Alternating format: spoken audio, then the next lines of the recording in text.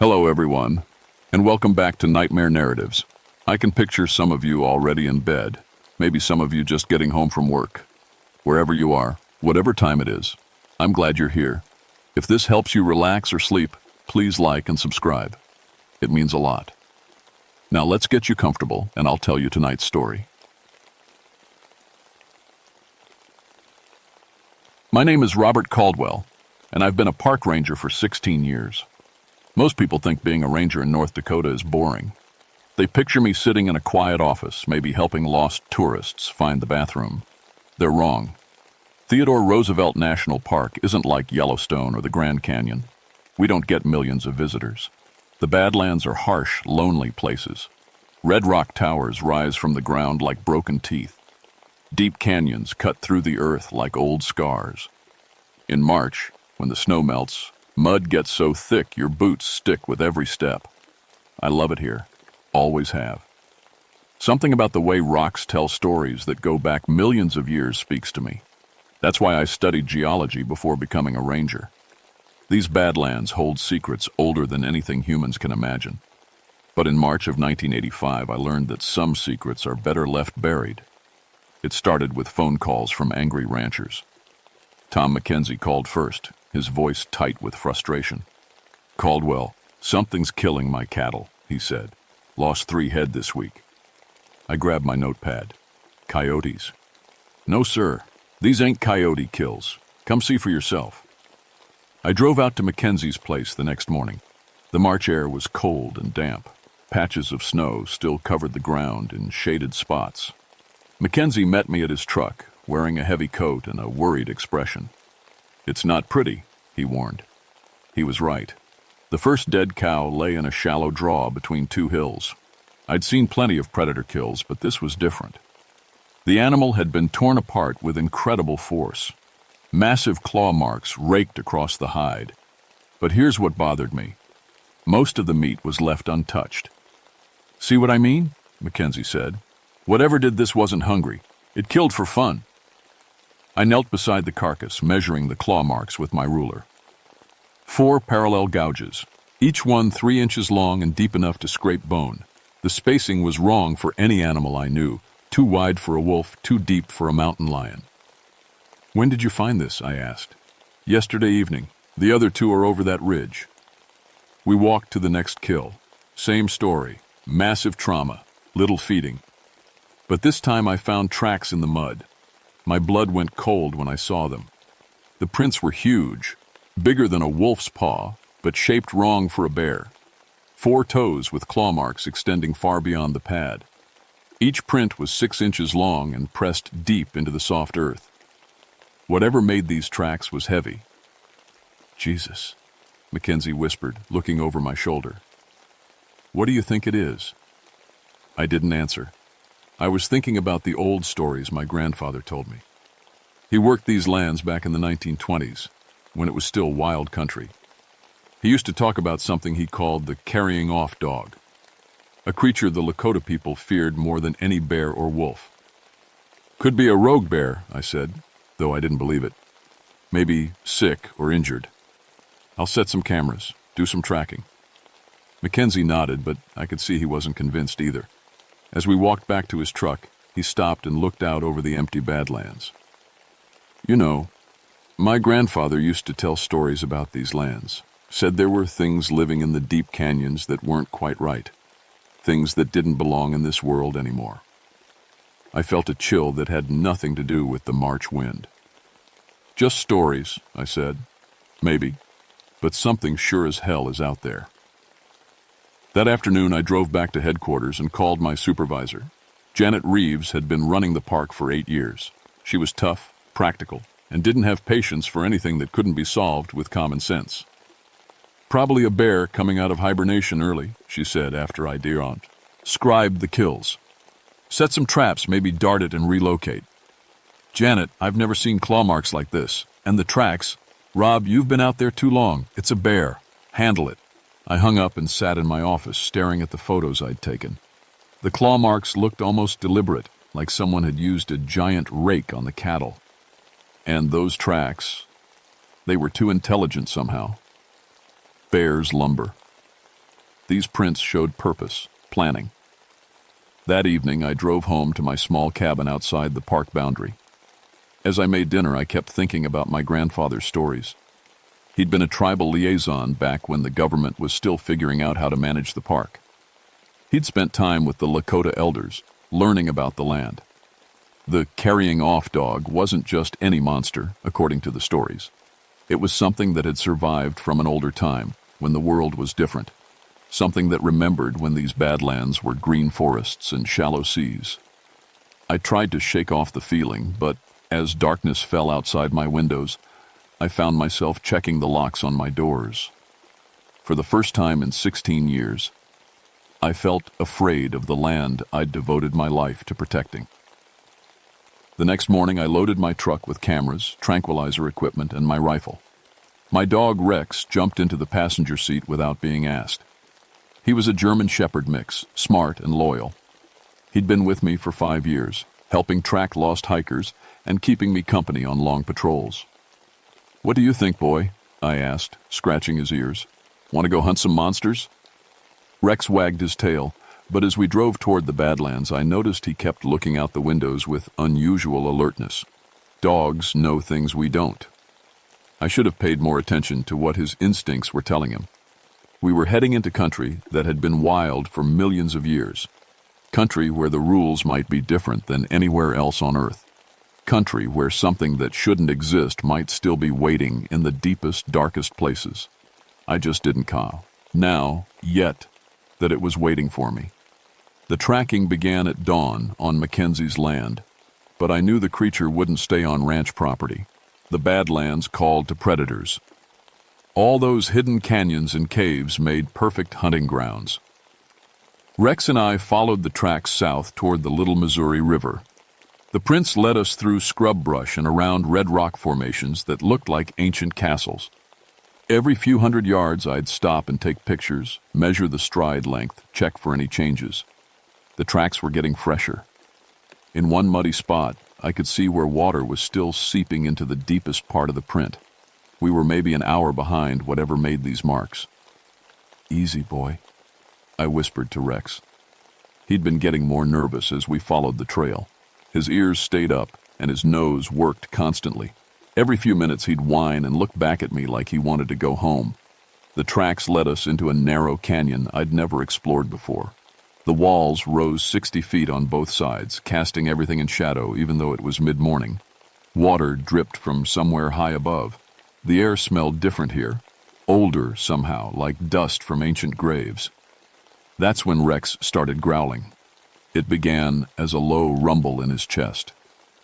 I'd heard him growl at bears before, at aggressive tourists, at other dogs. This was different. His whole body went rigid, and the fur on his back stood straight up. He was looking at something behind us. I turned around slowly, my hand moving to the rifle slung across my shoulder. The canyon was empty, red rock walls, patches of ice in the shadows, a few scattered boulders, nothing else. But Rex kept growling, backing up against my legs. His eyes were fixed on a spot about 50 feet back up the canyon. I stared until my eyes watered, but I couldn't see anything wrong. "What is it?" I asked. As if answering, a rockesu, like the size of my fist, came rolling down the canyon wall. Then another. I looked up and saw something impossible. There were claw marks carved into the solid rock face 40 feet above the ground. 4 parallel gouges, just like the ones on Mackenzie's cattle. But these were cut into sandstone that had been hardening for millions of years. "No animal can climb sheer rock like that," I said to Rex. He disagreed. His growling got louder, and he started backing away from the canyon wall. That's when I heard it, a sound like heavy breathing coming from somewhere high above us. I raised my rifle and pointed it up toward the canyon rim, but I couldn't see anything. The breathing continued, slow and deliberate. It sounded huge, like air moving through the lungs of something the size of a horse. "Hello," I called out. Maybe it was another hiker, though I couldn't imagine how anyone could get up there. "This is Park Service. Are you hurt?" The breathing stopped. The silence that followed was worse than the sound. Rex pressed harder against my legs, his growling now mixed with high whimpers. Every instinct I had screamed at me to get out of that canyon. I was backing toward the entrance when I heard the first howl. It started low, like a wolf's call, but it didn't stop where a wolf's would. It kept rising, getting louder and more painful to hear. The sound bounced off the canyon walls and seemed to come from everywhere at once. Rex yelped and tried to hide behind me. "It's okay," I lied, my voice shaking. "Just some animal marking territory." But I'd never heard any animal make a sound like that. It was angry and intelligent and full of a kind of hunger that made my skin crawl. We got out of the canyon fast. I didn't run. Running from predators is always a mistake. But I walked with purpose while constantly checking behind us. The howling followed us for half a mile before finally fading away. Back at headquarters, I spread out topographical maps on my desk and marked where we'd been. The canyon didn't even have a name. It was just one of hundreds of narrow cuts in the Badlands that no one ever bothered to explore. I called Janet again. "I need backup," I said. "Whatever's out there, it's not normal." "Rob, you sound spooked. Maybe you should take a few days off." "Janet, listen to me. I found claw marks on a rock wall 40 feet up. No bear, no mountain lion, nothing we know about could make those marks." There was a long pause. "Okay, I'll send Peterson out with you tomorrow. But Rob, if this turns out to be you seeing things..." "It won't." But that night at home, I started wondering if maybe Janet was right. 16 years in the wilderness could play tricks on a man's mind. Maybe I'd been alone too long. Maybe the strange shapes I'd seen in the canyon were just shadows in imagination. Rex wouldn't eat his dinner. He kept going to the windows and staring out into the darkness, his hackles raised. Every few hours he'd whine and look at me like he was trying to tell me something important. Around midnight, he started barking at the front door. I grabbed my flashlight and rifle and stepped onto the porch. The night was clear and cold, with enough moonlight to see across my small yard to the tree line beyond. Everything looked normal. Then I swept the flashlight across my truck. All 4 tires had been slashed, not punctured, slashed like someone had taken a knife to them. Except the cuts were too wide and too deep for any knife. They looked like the claw marks I'd been seeing. Rex barked harder, looking past the truck toward the trees. I followed his gaze with the flashlight beam and saw them. 2 yellow eyes reflecting back at me from the darkness. They were set wide apart and higher off the ground than any wolf's would be. "Hey!" I shouted, raising the rifle. "Get out of here!" The eyes didn't move. They just stared at me with an intelligence that made my hands shake. I fumbled for the rifle's safety, and when I looked back up, they were gone. I stood on that porch for an hour, sweeping the flashlight back and forth across my yard. Rex eventually stopped barking, but he wouldn't leave my side. When I finally went back inside, I pushed furniture in front of the door and kept the rifle next to my bed. I didn't sleep much. Every time I dozed off, I'd hear sounds outside. Footsteps that were too heavy and spaced too far apart to be human. Something was walking circles around my house, testing for weakness. The next morning, I found tracks in the mud around my truck. The same prints I'd been following in the Badlands. They led from the trees to my vehicle, then around my house twice, then back into the woods. Whatever this thing was, it had followed me home. It knew where I lived, and it was smart enough to disable my truck so I couldn't follow it back into the wilderness. Peterson arrived at 9 with a spare tire and a lot of questions I couldn't answer. He was a good ranger, 10 years younger than me and still eager to solve every problem with logic and procedure. "Probably teenagers," he said, looking at my slashed tires. "Kids from town, playing pranks." I didn't bother showing him the tracks. He'd see what he wanted to see, same as Janet. But as we drove toward the Badlands in his truck, I noticed he kept checking his mirrors and his hand stayed close to his radio. Maybe I wasn't the only one feeling watched. Peterson and I returned to the unnamed canyon with enough equipment to track an army. Cameras, motion sensors, tranquilizer guns, and emergency radios. We also brought more firepower. Peterson carried a shotgun loaded with rubber slugs, and I'd upgraded to my elk rifle with soft-point bullets. Rex stayed home. He'd refused to get in the truck that morning, something he'd never done before. When I tried to coax him, he just lay down and wouldn't move. Smart dog. "Jesus," Peterson whispered when he saw the claw marks on the canyon wall. "How'd anything get up there?" That's what I've been trying to figure out. We set up cameras at both ends of the canyon of Sautoa and placed motion sensors along the game trails leading in and out. If anything bigger than a rabbit moved through this area, we'd know about it. The work took most of the morning. By noon, we'd established a monitoring grid that covered 3 square miles of badlands. Peterson seemed more convinced that we were dealing with something unusual, but he still thought in terms of known animals. Maybe it's a bear with a genetic problem, he suggested as we ate lunch on a rock outcrop overlooking the Little Missouri River. Sometimes mutations make them grow bigger, change their behavior. I nodded, but I was thinking about those yellow eyes outside my house. No bear had eyes like that. Our radios crackled with static.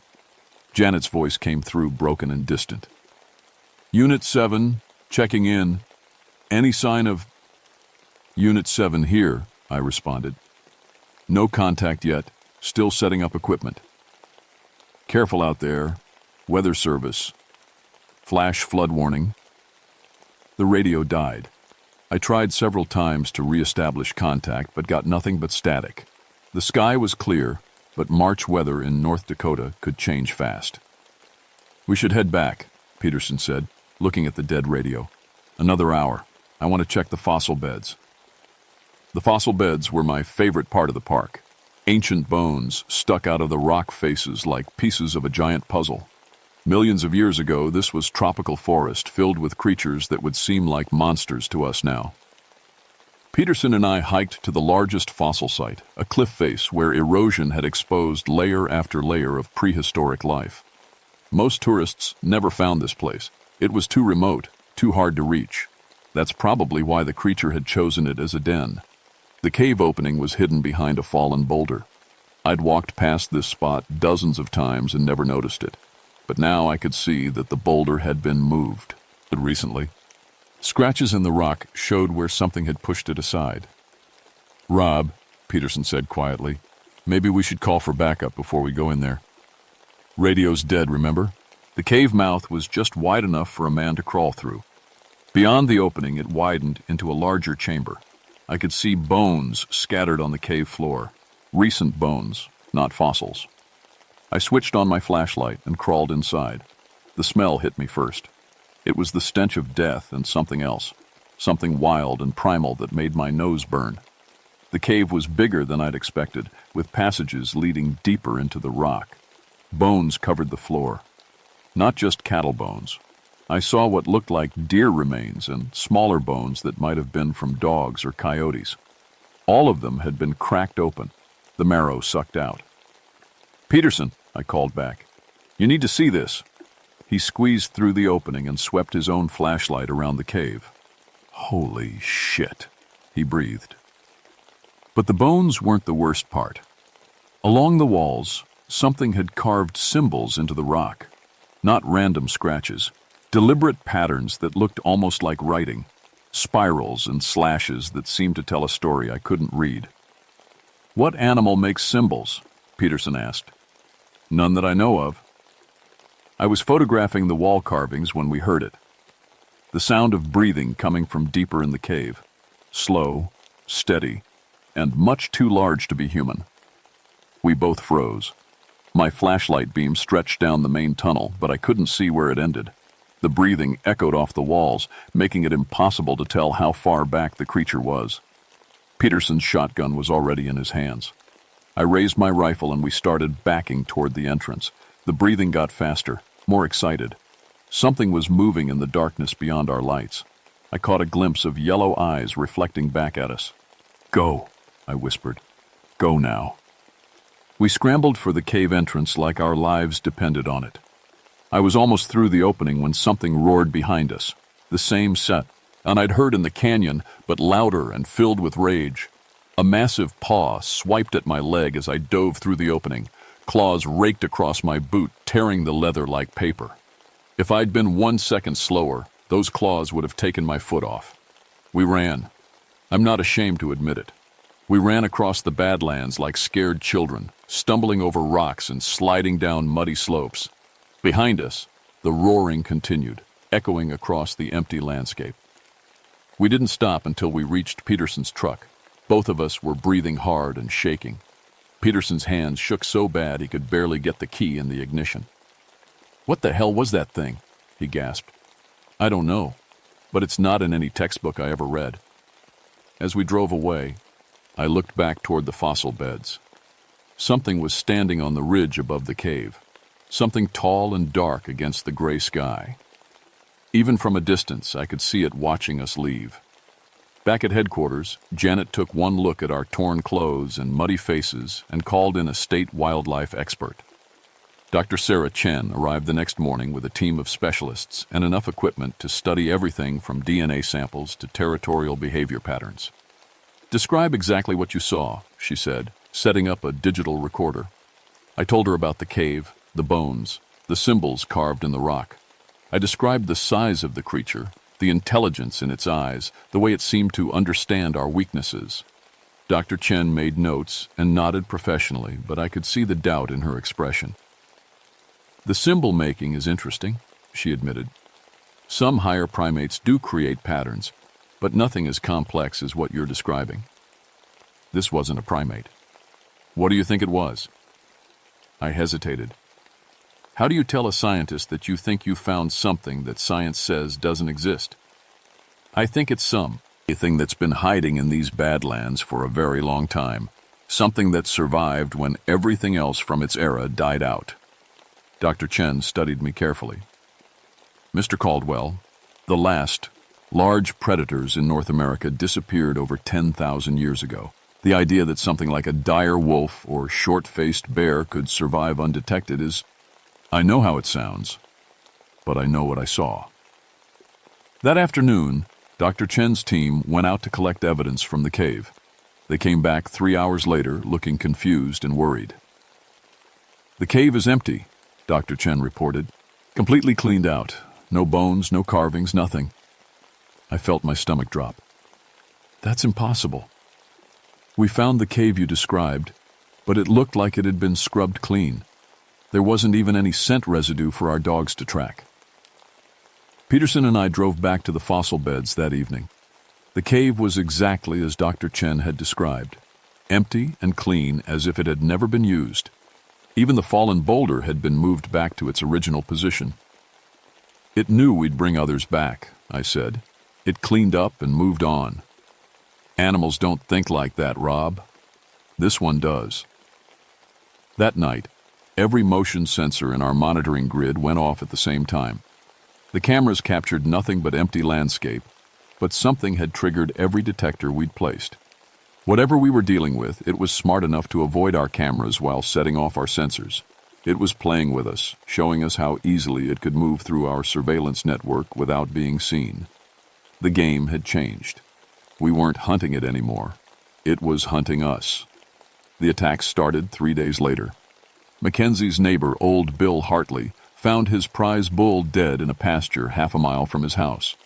The animal had been killed with the same massive claw marks, but this time there was something different. The bull was arranged in a deliberate pattern, legs positioned to point toward Hartley's house like an arrow. "It's sending a message," I told Janet over the radio, "letting us know it, Cal, and kill anywhere, anytime." "Rob, you're starting to sound paranoid." Maybe I was, but paranoid was better than dead. Dr. Chen's team had been in the field for a week without finding any solid evidence. The creature stayed ahead of them, always one step smarter than their best efforts. But I could feel it out there, watching and waiting. The breakthrough came from an unexpected source. Joseph Running Bear was a member of the local Lakota Nation and worked part-time at the park's visitor center.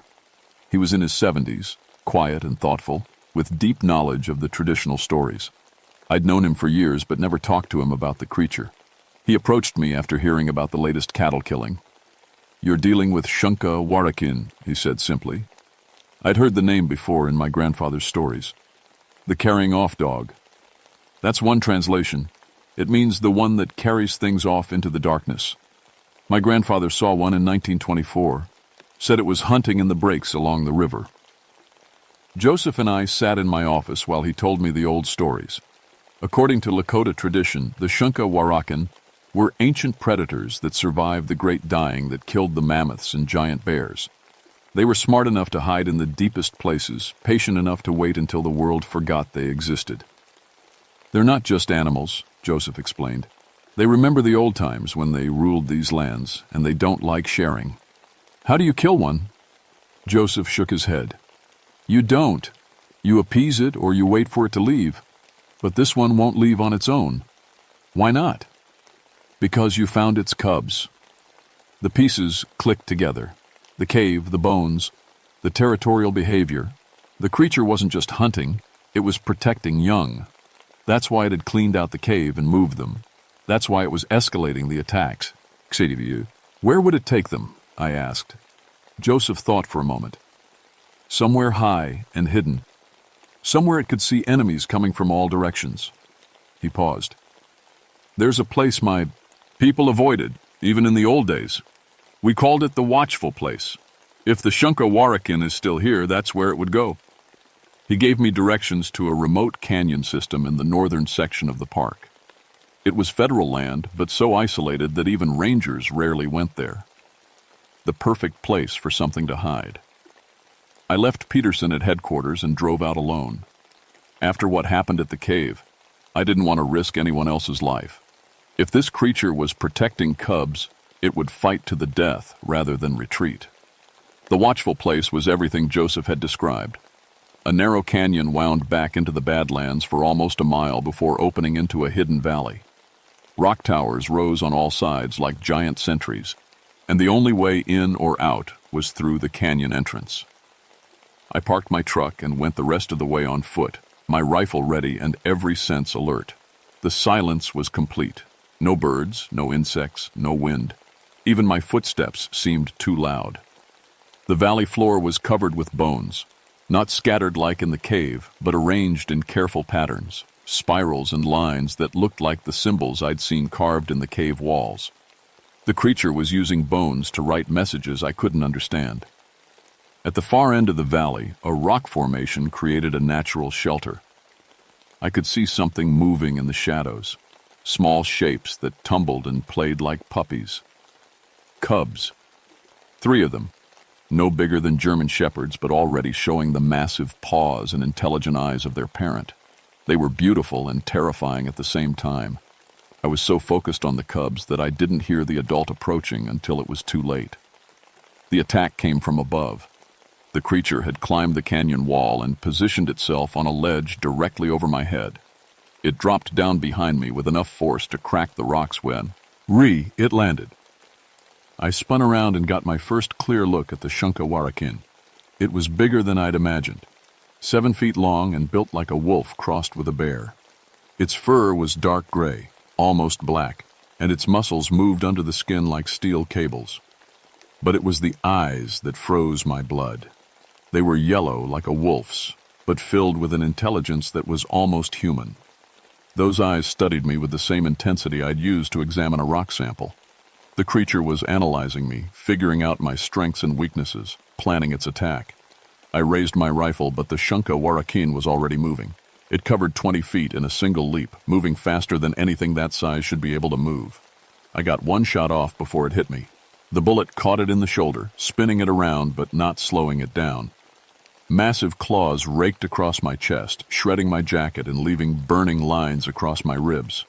The impact knocked me backward into a pile of arranged bones. I rolled away as the creature landed where I'd been standing. Its claws left gouges in the solid rock. I scrambled for my rifle, but the Shunka-Warakin was between me and the weapon. It could have killed me then. Should have killed me.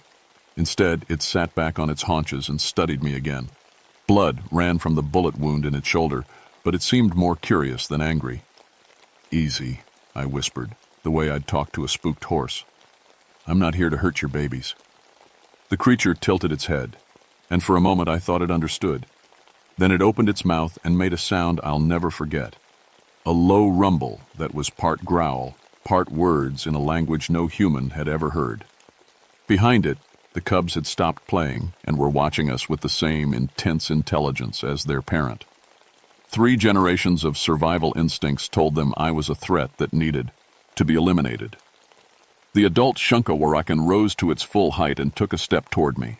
I was out of options. No weapon, no escape route, and no way to convince an ancient predator that I meant no harm. That's when the flash flood hit. The March thaw had been feeding water into the canyons for weeks. Somewhere upstream, a natural dam of ice and debris had finally burst. A wall of muddy water 6 feet high roared down the narrow canyon like a freight train. The Shunka Warakan heard it first. Its ears swiveled toward the canyon entrance and its eyes went wide. It barked something to its cubs. A sharp, urgent command that sent them scrambling up the rock walls to safety. I had maybe 10 seconds before the flood reached the valley. I ran for the nearest rock tower and started climbing, my boots slipping on the wet stone. Behind me I could hear the water getting closer, carrying boulders and tree trunks with the sound of a landslide. The flood hit just as I pulled myself onto a narrow ledge 20 feet above the valley floor. Water filled the hidden valley in seconds, turning it into a churning lake. The carefully arranged bone patterns disappeared under the brown current. Across the valley I could see the adult Shunka Warakin clinging to another rock face. Our eyes met over the floodwater and I saw something unexpected in its gaze. Respect. We were both survivors, both creatures who understood the harsh rules of the wilderness. The flood lasted for 2 hours. When the water finally receded, the valley looked completely different. The bone patterns were gone, washed away along with any evidence that the Shunka Warakan family had ever been there. I climbed down from my ledge on shaking legs. My rifle was buried somewhere under tons of mud and debris. The creature and its cubs were gone, vanished as completely as if they'd never existed. But as I walked back toward the canyon entrance, I found something in the mud, a single paw print, perfectly preserved in the soft earth. It was smaller than the adult's tracks, probably from one of the cubs. I left it there. Some things are meant to stay hidden. The official report blamed the cattle killings on a rogue bear that had since moved on to different territory. Dr. Chen's team found no evidence of any unusual predator activity, and the case was officially closed. I didn't argue. Sometimes the truth is less important than keeping people safe. The watchful place was declared geologically unstable after the flash flood. Warning signs went up at the canyon entrance and the area was closed to public access indefinitely. Park Service maps were updated to show the region as impassable terrain. Joseph Running Bear nodded approvingly when he heard about the closure. "Good," he said. "Some places should stay empty." I requested a transfer to a desk job a month later. Janet approved it without question. I think she was worried about my mental state after spending so much time in the field alone. I became the park's geological survey coordinator, a position that kept me in the office reviewing rock samples and updating topographical maps. I never went back to the Badlands. Rex eventually got over his fear and returned to normal, though he never liked riding in the truck toward the northern sections of the park. Dogs remember things we try to forget. Peterson left the service 6 months later and became a town cop in Fargo. We kept in touch for a while, but we never talked about what happened in that cave. Some experiences are too big for words. 3 years later, I was reviewing satellite photos for a geological survey when I noticed something interesting. The photos showed the watchful place from above, and if you looked carefully, you could see patterns in the rock formations, spiral arrangements and straight lines that looked almost deliberate. Maybe erosion creates patterns like that. Maybe wind and water carve rocks into shapes that look meaningful when they're reused. Ally, just random. But I've been studying geology for 20 years, and I've never seen erosion work quite like that. I keep those photos in a locked filing cabinet in my office. Sometimes, late at night when I'm working alone, I take them out and study the patterns. They remind me that the world is bigger and stranger than our textbooks admit. Last month, a rancher from the Pine Ridge area called to report unusual cattle killings. The description sounded familiar. Massive claw marks, little feeding, kills that seemed motivated by something other than hunger. I took the message and filed it away. Let someone else handle it. I've done my time fighting monsters in the wilderness.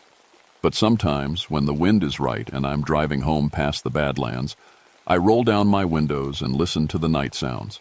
Most of the time, it's just coyotes and owls, the ordinary music of the prairie. But once in a while, I hear something else. A howl that starts low and rises until it seems to fill the whole sky. A sound that speaks of ancient hungers and long memories. When I hear that sound, I drive a little faster and check my locks twice before going to bed. Because I know what's out there in the deep places where humans rarely go. I know that some things survived when everything else died, patient and hidden and waiting for the world to forget they exist. The Appalachian is still out there. Maybe not in the watchful place. That's been disturbed now, made unsafe by human attention.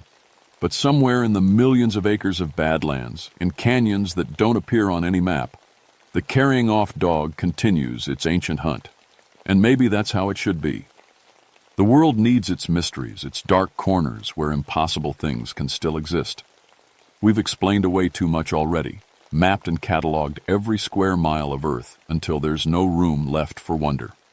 The Badlands remember what we've forgotten, that we're not alone on this planet, and we never were. There are older rules than the ones in our books, older hungers than the ones we understand. I've kept that knowledge for 5 years now, carried it like a weight in my chest. Most days, I can pretend it doesn't matter, that I'm just a normal man with a normal job in a normal world. But on quiet nights when I hear that distant howling, I remember the yellow eyes watching me from the darkness. I remember the intelligence behind those eyes, patient and calculating and utterly alien. And I'm grateful that something wild still exists in the world, something that refuses to be tamed or explained or forgotten, even if it scares me to death. My name is Robert Caldwell, and I've seen things that aren't supposed to exist. I've looked into the eyes of something that should have died out 10,000 years ago, and I've lived to tell about it. The question is whether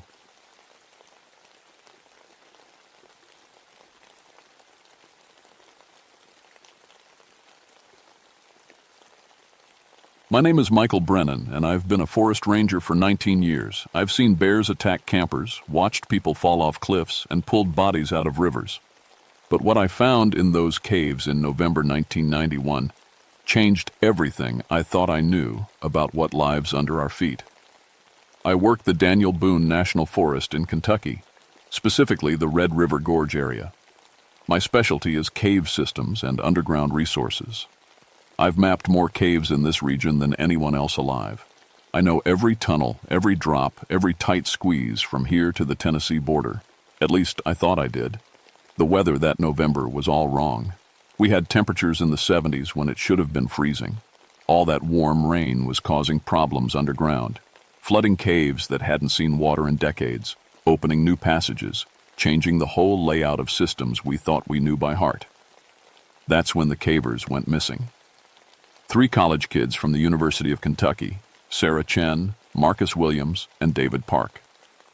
They were part of the school's spelunking club, experienced enough to know better than to go into unmapped caves. But they'd heard about a new system that opened up after the flooding, something the locals were calling Devil's Throat. The local stories about that area went back generations. My grandfather, who worked these mountains as a logger, used to tell me about the hollow men, pale things that lived deep underground and came up to steal people away. He said they could walk through solid rock like it was air, that they'd been taking folks from these hills for centuries. I always figured it was just mountain folklore, stories to keep kids from wandering too deep into dangerous cave systems. Now I'm not so sure. When the kids didn't return after 3 days, the university called us. Their car was still parked at the trailhead, their equipment gone. We found the cave entrance about 2 miles in, a narrow slot in the limestone that dropped straight down into darkness. Fresh rope was anchored to a tree, disappearing into the black. I should have called for backup right then, should have waited for a full cave rescue team, but those kids had been down there 3 days without food or water, and time was running out. I assembled a small team, Rodriguez from the Park Service, good climber, steady head, Jennifer Walsh from the County Rescue Squad, paramedic training, 10 years of cave rescue, and Tom Bradley, local volunteer, knew these mountains better than anyone. 4 of us total, all experienced, all equipped with proper gear. We went down at dawn on November 15th. I remember the date because it was my daughter's birthday, and I'd promised to be home for dinner. I keep a photo of her in my helmet. She was turning 8 that day, gap-toothed smile, holding a fishing rod almost as big as she was. The rope dropped 30 feet into a chamber the size of a basketball court. Our headlamps carved out circles of yellow light in the darkness, revealing flowstone formations and pools of standing water. The air smelled wrong, not the clean limestone smell of most caves, but something organic, like mushrooms left to rot. "Jesus, it's warm in here," Rodriguez said, pulling off his jacket. He was right. Most caves in Kentucky stay around 55 degrees year-round, but this felt more like 70. Walsh was checking her equipment. "Radio's dead, just static." She tapped the unit against her helmet. "Must be the limestone interfering with the signal." That should have been our second warning. We found the first sign of the missing cavers about 100 feet in. Sarah's headlamp, cracked and dark, sitting on a ledge like someone had carefully placed it there. No sign of Sarah herself. "They could walk. Me this way," Bradley said, pointing to scuff marks on the cave floor. 3 sets of boot prints, heading deeper. The tunnel narrowed as we went, forcing us to move single file. My compass started acting strange, the needle spinning slowly, never settling on magnetic north. I'd seen this before in caves with high iron content, but something about it felt different this time. We'd been underground for 2 hours when Rodriguez started having problems. "The walls," he said, pressing his hand against the limestone. "They're moving." I played my light over the surface. It looked normal to me. Smooth flowstone with the usual mineral deposits. "What do you mean, moving?" "Like breathing, in and out." His voice was tight, stressed. "You don't see it?" Walsh and I exchanged glances. Cave madness wasn't uncommon. The darkness, the enclosed spaces, the disorientation could play tricks on anyone's mind. But Rodriguez was solid, experienced. If he was seeing things, we had a problem. "Let's take a break," I said. "Eat something, check our gear." We sat in a wider chamber, sharing energy bars and water. The silence was absolute except for the steady drip of water somewhere in the darkness beyond our lights. I'd been in thousands of caves, but this one felt different. It felt alive.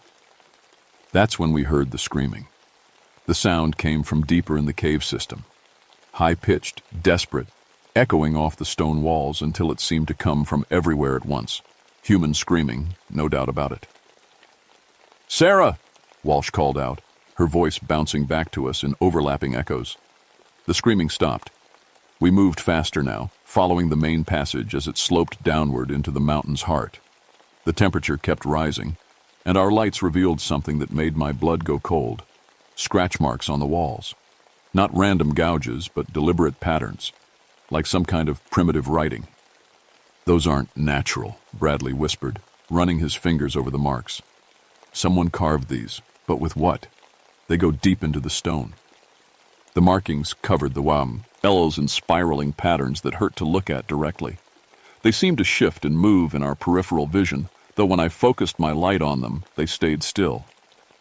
Rodriguez was getting worse. He kept stopping to touch the walls, claiming he could feel them pulse like a heartbeat. His breathing was rapid and shallow, the beginning of a panic attack. "Michael," he grabbed my arm, "we need to get out of here. This place, it's not natural. There's something wrong with the stone itself." Before I could respond, we found Marcus. He was sitting in a side chamber back against the wall, legs stretched out in front of him. At first glance, he looked like he was resting. But when Walsh played her light over him, we saw the truth. His eyes were gone. Not just missing. The sockets were perfectly smooth, as if he'd never had eyes at all. His skin was pale, almost translucent, and when Walsh checked for a pulse, her hand came away covered in fine white dust. "He's been dead for days," she said, but her voice was uncertain. "The body, it's not decomposing right. It's turning to stone." I'd seen bodies in caves before. Usually the cool temperature and stable environment preserved them well, but this was different. Marcus looked like he was becoming part of the cave itself, slowly transforming into limestone. That's when I noticed the breathing, soft, rhythmic, coming from deeper in the chamber. We followed the sound and found a narrow passage, barely wide enough for a person to crawl through. The breathing was coming from inside. "Sarah? David?" I called. The breathing stopped. "We're park rangers," Walsh added. "We're here to help." A whisper came back to us, so quiet I almost missed it. "Run." It was Sarah's voice, but wrong somehow.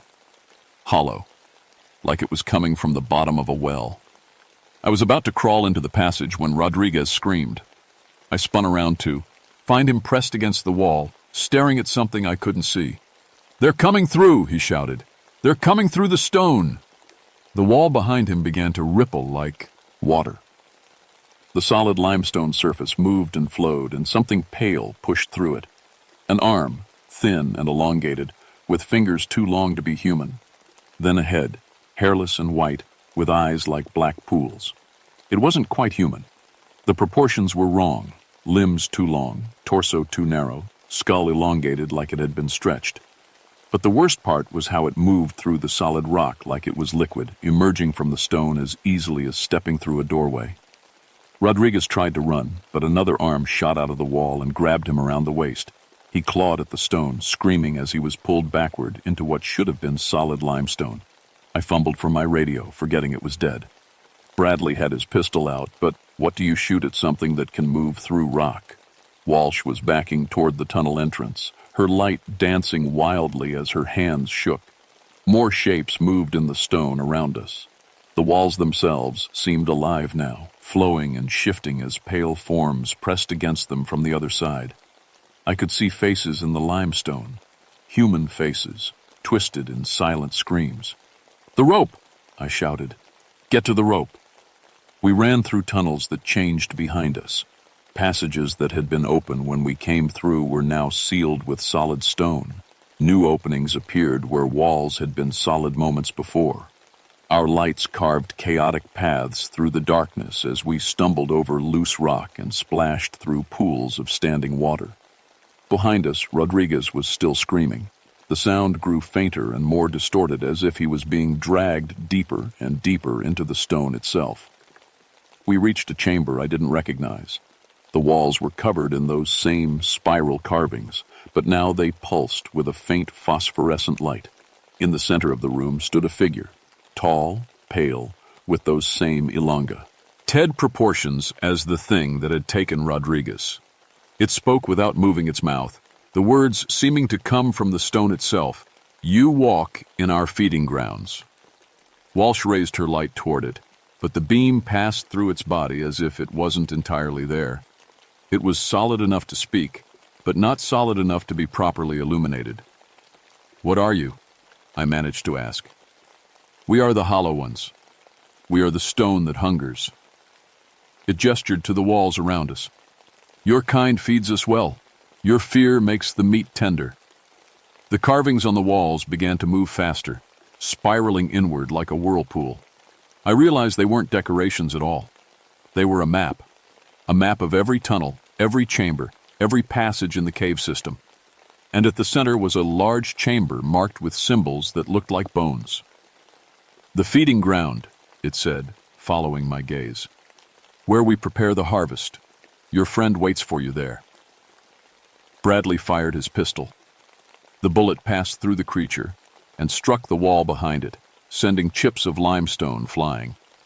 The creature smiled, the first recognizably human expression I'd seen from it. "Iron and fire," it said. "Your ancestors knew these things could hurt us. But you have forgotten so much." That's when I remembered my acetylene torch. I fired up the torch without thinking, sending a blue-white flame roaring into the darkness. The creature recoiled, its form becoming more solid, more real. The phosphorescent glow in the walls dimmed, and for a moment the carvings stopped moving. "Fire!" it hissed, backing away from the flame. "The Sunbringer." "Walsh, Bradley, stay behind me," I said, keeping the torch between us and the creature. "It doesn't like the fire." We backed toward what looked like the tunnel we'd come from, but the passage had changed. The walls were different, covered with more of those rail carvings. Our map was useless now. The cave system was rewriting itself around us. The creature followed at a distance, just outside the torch's reach. Others moved in the walls around, us pale shapes pressing against the stone like swimmers trapped under ice. "Where are Sarah and David?" Walsh demanded. The creature tilted its head. "The female ceased struggling 2 days ago. She rests in the feeding chamber, becoming part of our bounty. The male still fights. His fear seasons him well." We emerged into a larger chamber, and I nearly dropped the torch. The walls were lined with alcoves, each one containing a human figure in various stages of transformation. Some were recent. I could still see clothing, recognize faces. Others were older, their features worn smooth by centuries of slow change into stone. In the center of the chamber was David Park. He was alive, but changed. His skin had the same translucent quality as Marcus's, and his eyes were starting to cloud over. He was chained to the floor with what looked like chains made of living stone, growing up from the cave floor itself. "David!" Walsh called out. He turned toward us, and when he spoke, his voice was thick and slurred. It's inside me, in my bones, changing me from the inside." Around the chamber, other figures stirred. Some I recognized from missing person reports going back years. Others were older, their clothing from different eras. A woman in a 1950s dress. A man in what looked like Civil War-era clothes. Some wore the buckskin and homespun of early settlers. They'd been feeding on people for centuries, taking them, changing them slowly, keeping them alive while they transformed into something between human and stone. "The process takes time," the creature explained, moving around the edge of the flame's reach. "Fear and pain improve the final product. Your friend will feed us for decades before the change is complete." More creatures emerged from the walls, dozens of them, all with that same pale, elongated appearance. Some were more solid than others, as if they exist, and at different levels of reality. The older ones seemed more integrated with the stone, while the newer ones were more recognizably human in their proportions. "We are the mountain's children," one of them said, "born from the deep places where stone and flesh become one. Your kind trespasses in our realm." I swept the torch in a wide arc, keeping them back. The flame was starting to run low. I had maybe 20 minutes of fuel left. After that, we'd be defenseless. Bradley was checking his ammunition. "I've got maybe 15 rounds left. Walsh?" "No weapon, just my medical kit." She was looking at David, calculating. "Michael, we can't carry him out of here. The stone chains, they're growing into his legs." She was right. The chains weren't just restraining David. They were becoming part of him, growing through his flesh like some kind of mineral parasite. "Please," David whispered. "Don't leave me here. I can feel them in my head, showing me what I'm going to become."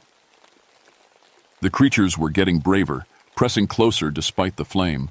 I could see more of them moving in the walls, an army of pale shapes waiting for my torch to burn out. That's when I heard Rodriguez again. His voice came from the walls themselves, distorted and echoing. "Michael, help me. I'm still alive. They're keeping me alive." I followed the sound to a section of wall that looked different from the others. Instead of solid limestone, it was more like a membrane, translucent and pulsing. I could see shapes moving inside it. Human shapes, trapped in the stone like insects in amber. Rodriguez was there, his mouth open in a silent scream. Next to him was Sarah Chen, her eyes wide with terror. And there were others. Dozens of others, all trapped in the living stone. "The stone grows around them," the original creature explained. "Preserves them. They feel everything but can do nothing. Their fear feeds us for generations." Walsh grabbed my arm. "We have to get out of here, now, before the torch runs out." But the creatures had sealed off all the exits. Every tunnel, every passage, every crack was blocked by solid stone. We were trapped in the feeding chamber with no way out. That's when I noticed something. The spiral carvings on the walls. They weren't just decorative. They were some kind of control system. When the creatures moved through the stone, the spirals would light up and shift, directing the flow of the living rock. The carvings, I said. They control the cave system. Bradley followed my gaze. You think if we damage them? Maybe. It's worth a try. I directed the torch toward the nearest set of carvings. The flame licked at the stone, and the phosphorescent glow began to flicker. The creatures shrieked, a sound like breaking glass. "Stop!" the lead creature commanded. "You do not understand what you are doing." But I did understand. The carvings weren't just controls. They were the creature's connection to the stone itself. Damage them enough, and maybe the walls would stop obeying their commands. I played the flame over more of the carvings, watching them crack and darken under the heat. The creatures pressed closer, desperate now, but the fire still held them back. The walls began to shudder. Chunks of limestone fell from the ceiling, and I heard the sound of stone grinding against stone. Somewhere in the distance, Rodriguez's screaming grew louder. "The mountain grows angry," one of the creatures warned. "You will bring the deep places down on all of us." Maybe that wasn't such a bad idea. I swept the torch across more carvings, watching them blacken and crack under the flame. Each damaged symbol made the creatures more desperate, more solid. They were losing their connection to the stone, becoming trapped in physical form. "You fool," the lead creature snarled, now solid enough that Bradley's bullets might actually hit it. "The bindings have held for 1,000 years. You do not know what you unleash." The walls groaned and shifted. The membrane holding Rodriguez and the others began to crack, and I heard voices, human voices, gasping as if they were taking their first breath in years. "The stone prison is breaking," Walsh said, staring at the wall. "They're still alive in there." That's when I understood the full horror of what these things had been doing. They weren't just killing people. They were keeping them conscious, aware, trapped in living stone for decades or centuries, feeding on their terror and despair while their bodies slowly transformed into something between human and mineral. "How long?" I demanded, turning to the lead creature. "How long have you been doing this?" It smiled, showing teeth like broken limestone. "Since the first humans came to these mountains. We are older than your stories, older than your gods. We were here when the stone was young." More carvings cracked under the torch's heat. The creature's form wavered, becoming less solid. Around the chamber, the trapped figures in the walls began to move, pressing against their stone prisons from the inside. "Michael!" Rodriguez's voice came clearly now from the wall behind me. "The explosives! In my pack!" I'd forgotten. Rodriguez always carried a small amount of C4 for clearing rockfalls and blocked passages. If his pack was still with him in the stone... "Where's your pack?" I called. "On my back. I can reach it, but I can't move my arms. You have to get me out." The torch flame was getting smaller.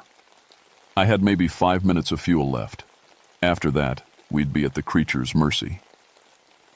I played the fire over the section of wall where Rodriguez was trapped, heating the stone until it glowed dull red. The limestone began to crack and flake away, and Rodriguez's hand pushed through. "Got it." He held up a small block of plastic explosive and a detonator. "But we need to get clear. This whole burr will come down." The creatures realized what was happening. They rushed us all at once, no longer afraid of the dying flame. Bradley opened fire, his bullets passing through some of them but striking others solidly. The more damaged their wall carvings were, the more physical they became. Walsh was working to free David, but the stone chains had grown too deep into his legs. "I can't get him loose," she said. "The rock is fused with his bones." David looked up at us with clouding eyes. "Just go. Don't let this happen to anyone else." "No!" I played the torch over his stone restraints, but the flame was too weak now. "We're not leaving you." "You have to." His voice was getting weaker. "I can feel them in my head. They're showing me the others they've taken, the ones still trapped in the deep places. Hundreds of them, Michael. Hundreds." The creatures pressed closer. My torch flickered and went out. In the sudden darkness, Rodriguez set off the explosive. The sound was deafening. The chamber shook and chunks of limestone rained down from the ceiling. I felt the floor crack beneath my feet, and suddenly we were falling, tumbling down through broken stone into the depths below. I landed hard on a pile of rubble. My flashlight cracked but still working. Around me I could hear Walsh and Bradley groaning, alive but hurt. The air was thick with limestone dust and the smell of cordite. Above us, the feeding chamber was completely collapsed. David was buried under tons of rock, finally free from his stone chains. The creatures' screams echoed through the cave system as their control carvings were destroyed. But we weren't safe yet. The explosion had opened new passages, revealing chambers that had been sealed for centuries. And from the depths below came a sound that made my blood freeze, the scraping of claws on stone, growing closer. "Something's coming up from below," Bradley whispered, blood running from a cut on his forehead. I played my light down the new passage. The beam revealed smooth walls covered in more of those spiral carvings. But these were older, more complex. And moving toward us through the tunnel was something that made the other creatures look almost human by comparison. It was huge, maybe 8 feet tall, with limbs like twisted tree branches, and a head that was more stone than flesh. Its eyes were deep pits in its skull, and when it spoke, the sound came from the cave walls themselves. "Children," it said, "foolish children, you have awakened the deep mother." This was the source, the thing the others served, the creature that had been turning people into stone for 1,000 years. "The mountain hungers," it continued, moving closer, "and you have freed its appetite from the small chambers above. Now it will feed on the world above." Through the cracks in the collapsed ceiling, I could see the night sky. But it was changing, the stars flickering and going out one by one. The corruption was spreading upward, turning the living world into an extension of the stone realm below. I had one last idea.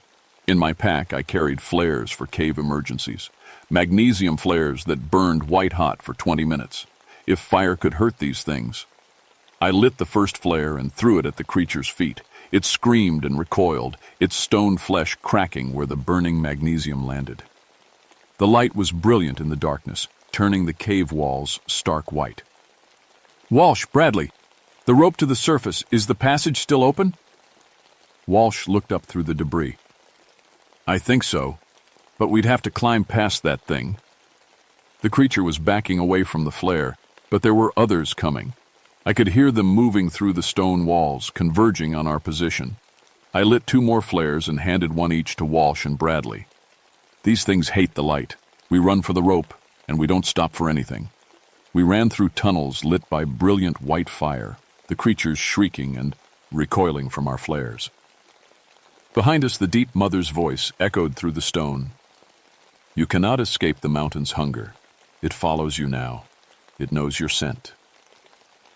The rope was still, there, hanging down from the entrance 30 feet above, but climbing it with injured hands while carrying flares would be almost impossible. "I'll go first," I said. "Pull the rope up behind me so they can't follow." "What about Rodriguez?" Walsh asked. "He's still alive in there." I looked back at the collapsed chamber. Somewhere in that mass of broken stone, Rodriguez was buried. Still conscious, still aware, becoming part of the mountain's appetite. "He's gone," I said. "We can't save him now." We climbed in the blazing light of the flares, the creatures pressing up from below but unable to follow. Behind us, the spiral carvings on the walls began to glow again, and I knew the damage we'd done was only temporary. At the surface, we sealed the cave entrance with the rest of Rodriguez's explosives. The blast brought down half the hillside, burying the shaft under thousands of tons of rock. But even as we drove away, I could feel something following us. The corruption was spreading through the underground limestone network, seeking new ways to the surface. I wrote the official report 3 days later. Structural collapse due to recent flooding. 4 casualties, 3 missing cavers, and 1 Park Service employee lost in a rescue attempt. The cave system was declared too unstable for further exploration and permanently closed to the public. Nobody questioned the report. Nobody wanted to dig too deeply into what had really happened down there. Walsh and Bradley backed up my story without hesitation. We'd all seen what lived in those tunnels, and we all knew it was better left buried. But the nightmares started immediately. Every night, I'd dream about Rodriguez trapped in the stone, still conscious, still aware. I'd see Sarah and David and all the others, their faces pressed against translucent walls, screaming silently while something ancient fed on their terror. The worst part was knowing they were still down there. The explosion had collapsed the feeding chamber, but the creatures were older than recorded history. They'd survived ice ages and geological upheavals. A few tons of broken limestone wouldn't stop them for long. 3 weeks after the incident, I requested a transfer to Death Valley National Park. Desert country, no caves, no underground water systems. As far from Kentucky limestone as I could get while still doing the job I knew. My supervisor thought it was survivor's guilt, post-traumatic stress from losing Rodriguez and failing to save the missing cavers. He approved the transfer and recommended counseling, which I declined. How do you explain to a psychiatrist that you've seen people being digested by living stone? But even in the desert, I couldn't escape what I'd learned. I started researching missing person cases in limestone regions, looking for patterns. What I found kept me awake at night. Mammoth Cave, Kentucky. Dozens of people vanished over the decades, their bodies never found. Carlsbad Caverns, New Mexico. Similar stories going back to the Apache legends of things that lived in the deep places. The Ozark Mountains, Tennessee caves, Pennsylvania limestone country. Everywhere there were extensive cave systems. There were stories of people who went underground and never came back. The Hollow Men, the Stone Eaters, the Deep Mothers. Different names for the same things. Creatures that had been feeding on human fear and flesh for millennia, turning their victims into living extensions of the cave systems themselves. 6 months after my transfer, I got a call from Walsh. She was still in Kentucky, still working search and rescue, but something in her voice told me she wasn't calling with good news. "Michael," she said, "we've got a problem. That cave system you sealed, it's opened up again. Different entrant, just about 2 miles south of the original site, and we've got 3 more missing persons." I wasn't surprised. The creatures were patient, ancient, and adaptable. They'd found new ways to the surface, new hunting grounds. The mountain's hunger was too old and too deep to be stopped by a few explosives. "Are you going in?" I asked. "I have to. It's my job." She paused. "But I wanted you to know, in case something happens to me." That was 2 years ago. Walsh never came back from that cave. Neither did the backup team they sent after her. The official report blamed another structural collapse, and the new entrance was sealed as well. But I know better. The thing we awakened down there, the Deep Mother, is still growing, still spreading through the limestone networks that run under half the continent, still turning people into conscious stone, feeding on their trapped awareness while their bodies become part of the mountain itself. Sometimes, late at night in my desert trailer, I can hear them. Voices carried on the wind from 2,000 miles away, calling my name. Rodriguez's voice, mostly, but sometimes Walsh, sometimes Sarah and David and all the others. They want me to come back. They want me to join them in their stone prison, where the fear never ends and the pain just goes on forever. I keep my radio turned up loud to drown them out. I sleep with all the lights on, and I stay far, far away from anywhere with caves. But I know it's only a matter of time. The mountain remembers my scent, like the Deep Mother said, and the mountain's hunger is patient. Last week I found limestone formations in Death Valley that weren't on any geological survey. Small caves, barely big enough to crawl through, but they're there. New ones appear every few days, and I can smell that familiar organic rot drifting up from their depths. They're following me, following the connection I made when I damaged their carvings, when I freed some of their prisoners. I'm marked now, tagged for harvest. I could run again, transfer to Alaska, maybe, or Hawaii, somewhere without Lee, Mestone Caves. But what's the point? They've had 1,000 years to spread through the underground networks. By now, they're probably everywhere. So I wait. I do my job, patrol the desert, help lost hikers, write reports about coyotes and rattlesnakes. Normal things, safe things. But every night, I check the locks on my trailer and listen to the wind carry voices from the deep places. They're patient, but they're also hungry. And eventually, everyone has to sleep.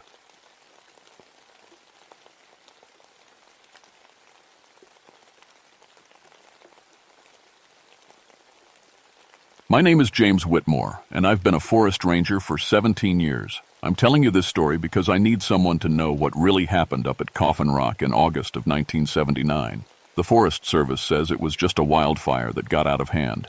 They're wrong. I work the Mount St. Helens area of Gifford-Pinchot National Forest in Washington State. Beautiful country most of the time. Dense woods, clear streams, and mountains that make you feel small in a good way. I've walked these trails longer than some folks have been alive. Used to be a logger before this job until my brother Danny got crushed by a widowmaker. That's what we called dead trees that could fall without warning. After that happened, I couldn't stand the sound of chainsaws anymore. Being a ranger suited me better anyway. I like the quiet. Just me and my German Shepherd Rex keeping an eye on things. My job is mostly fire prevention and patrol work. Check the campgrounds, make sure hikers aren't being stupid with their campfires, watch for trouble.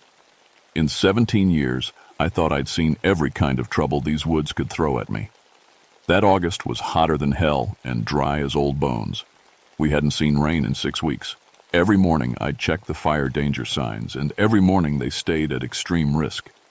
The whole forest felt like it was holding its breath, waiting for one spark to set it all off. Sheriff Murphy called me on a Tuesday morning. His voice sounded tired through the radio static. "Jimmy, I need you to take a look at something out near the Packwood boundary. Had 3 ranchers call in about livestock kills. Strange ones. I'd dealt with bear attacks before, even a few cougar kills." "What makes these strange, Sheriff?" "You'll see when you get there. Meet me at the Hendricks Ranch around noon." The drive out to Hendricks' place took me through some of the pure Eddie's country in Washington. Rolling hills covered in Douglas fir with Mount Rainier standing watch in the distance. But as I got closer to the ranch, something felt off. Rex started whining in the back seat, which wasn't like him. He was a steady dog, calm as they come. Sheriff Murphy was already there when I pulled up, talking to old Frank Hendricks by the barn. Frank looked like he'd aged 10 years since I'd seen him last spring. "Jimmy, thank God you're here," Frank said, shaking my hand. "Lost 3 head of cattle in the last week. But this ain't no bear or cougar doing this." Murphy nodded toward the pasture. "Take a look and tell me what you think." The first thing that hit me was the smell. Death has its own scent, and it was thick in the hot air. But there was something else underneath it. Something wild and musky that made the hair on my neck stand up. The cow was a big Hereford, probably 800 pounds, or had been. Now it was scattered across about 20 yards of pasture, not torn apart randomly like a bear would do, but arranged. That's the only word for it.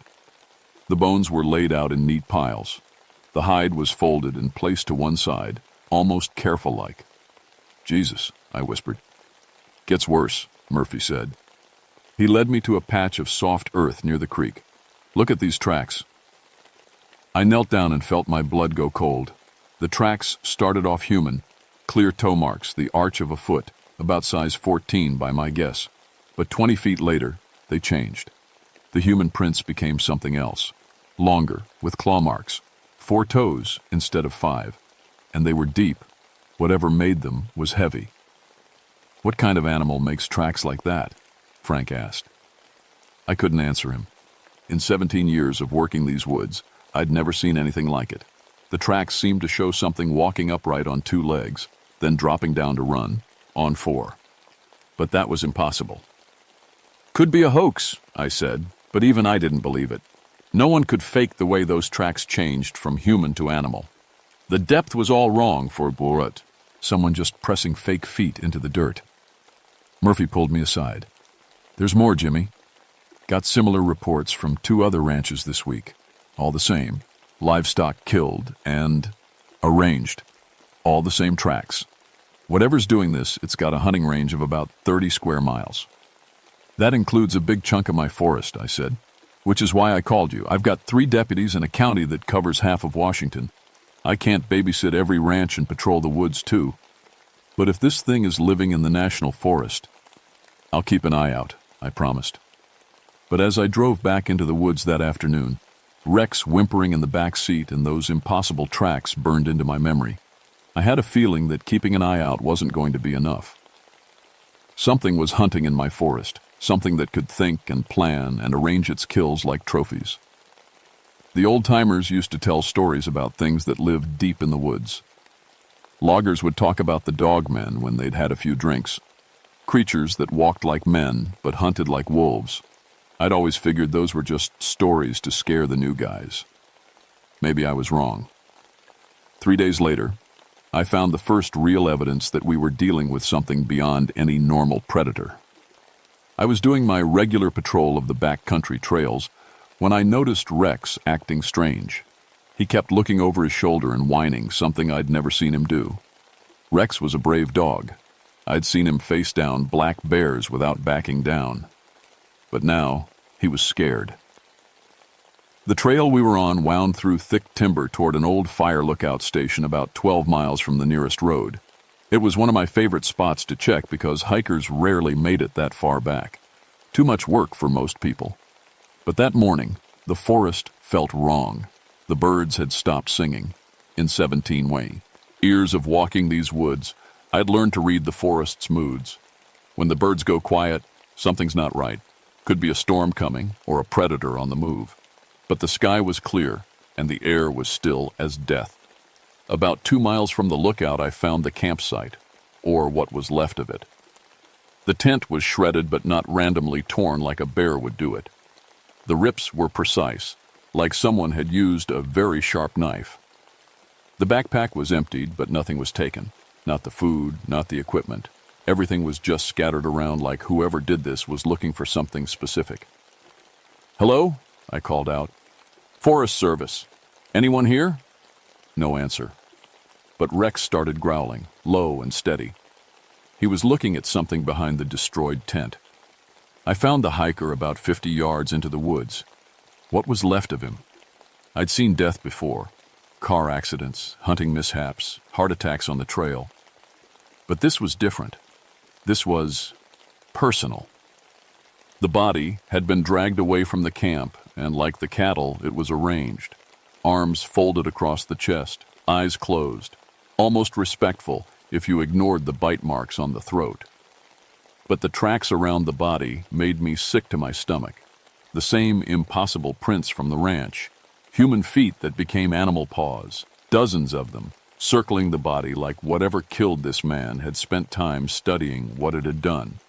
I radioed for Murphy and the coroner, then spent the next hour trying to piece together what happened. The hiker's name was David Chen, according to his wallet. 26 years old, from Seattle. His car was parked at the trailhead with Washington plates. Nothing special about him, just a young guy who wanted to spend a weekend in the woods. The attack happened at night, based on the scattered remains of his campfire. Whatever killed him was strong enough to drag a full-grown man 50 yards through thick brush without leaving much of a blood trail. That meant it carried him, not dragged him, something that walked upright. Murphy arrived with 2 deputies and the coroner around sunset. They took photos and measurements, bagged the evidence, and asked the same questions I'd been asking myself all afternoon. "Any idea what we're dealing with?" Murphy asked as they loaded the body bag into the ambulance. "No," I said.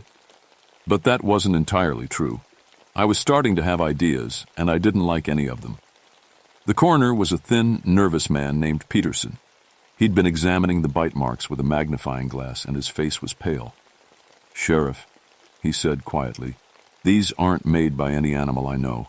The tooth spacing is wrong for a bear or cougar, too wide, too deep, and the jaw strength required to make marks like these." He trailed off, shaking his head.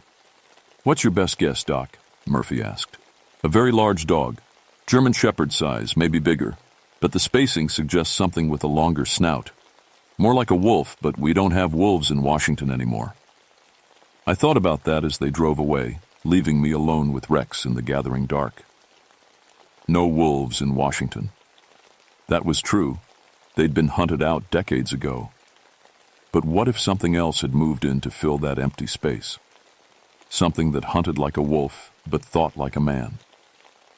The walk back to my truck took an hour, and every step made me more nervous. Rex stayed close, almost pressed against my legs. Every shadow looked threatening. Every sound made us both jump. When we finally reached the truck, I found something that made my blood freeze.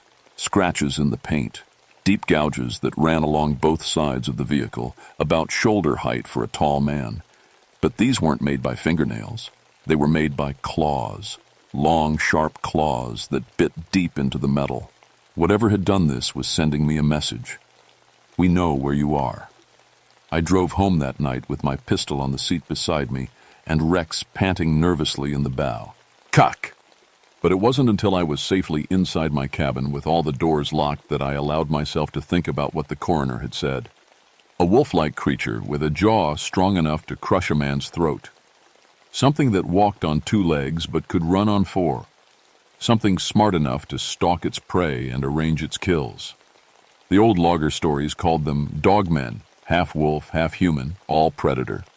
I'd always thought they were just tales to scare greenhorns around the campfire.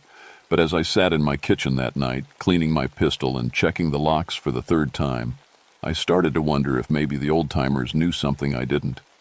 Rex wouldn't leave my side all night. Every time I got up, he followed. When I went to bed, he curled up on the floor right next to me instead of his usual spot by the door. Smart dog.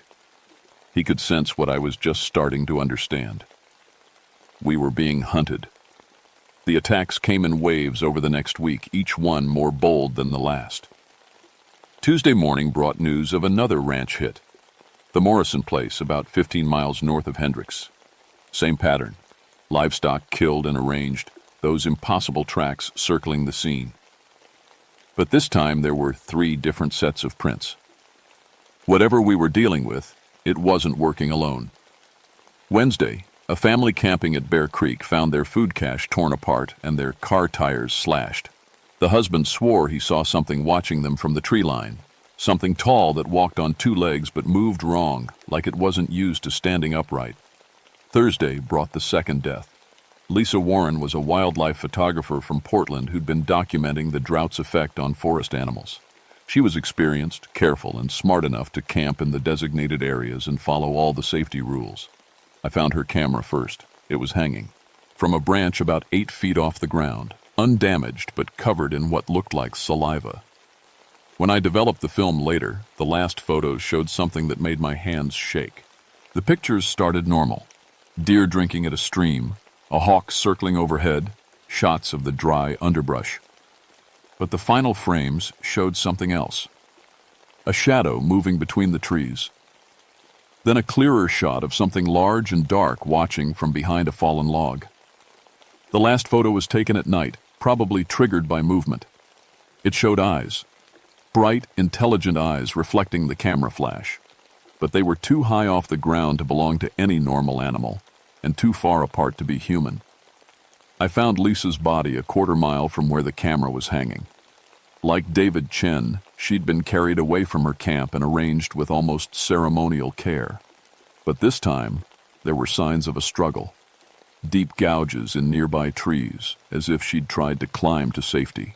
Scattered gear marked her desperate attempt to escape. The tracks told the story. She'd been stalked for hours. Multiple sets of prints surrounded her campsite, moving in the same circling pattern I'd seen before. They'd waited until she was asleep, then moved in fast. But Lisa Warren had been tough.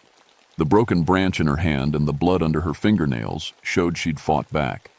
There were patches of coarse fur caught on the bark of several trees, dark gray and longer than any dog breed I knew. Murphy arrived with a full forensics team this time.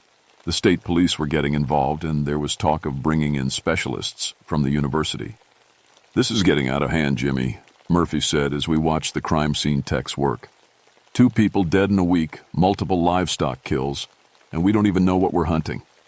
"I think I do," I said quietly.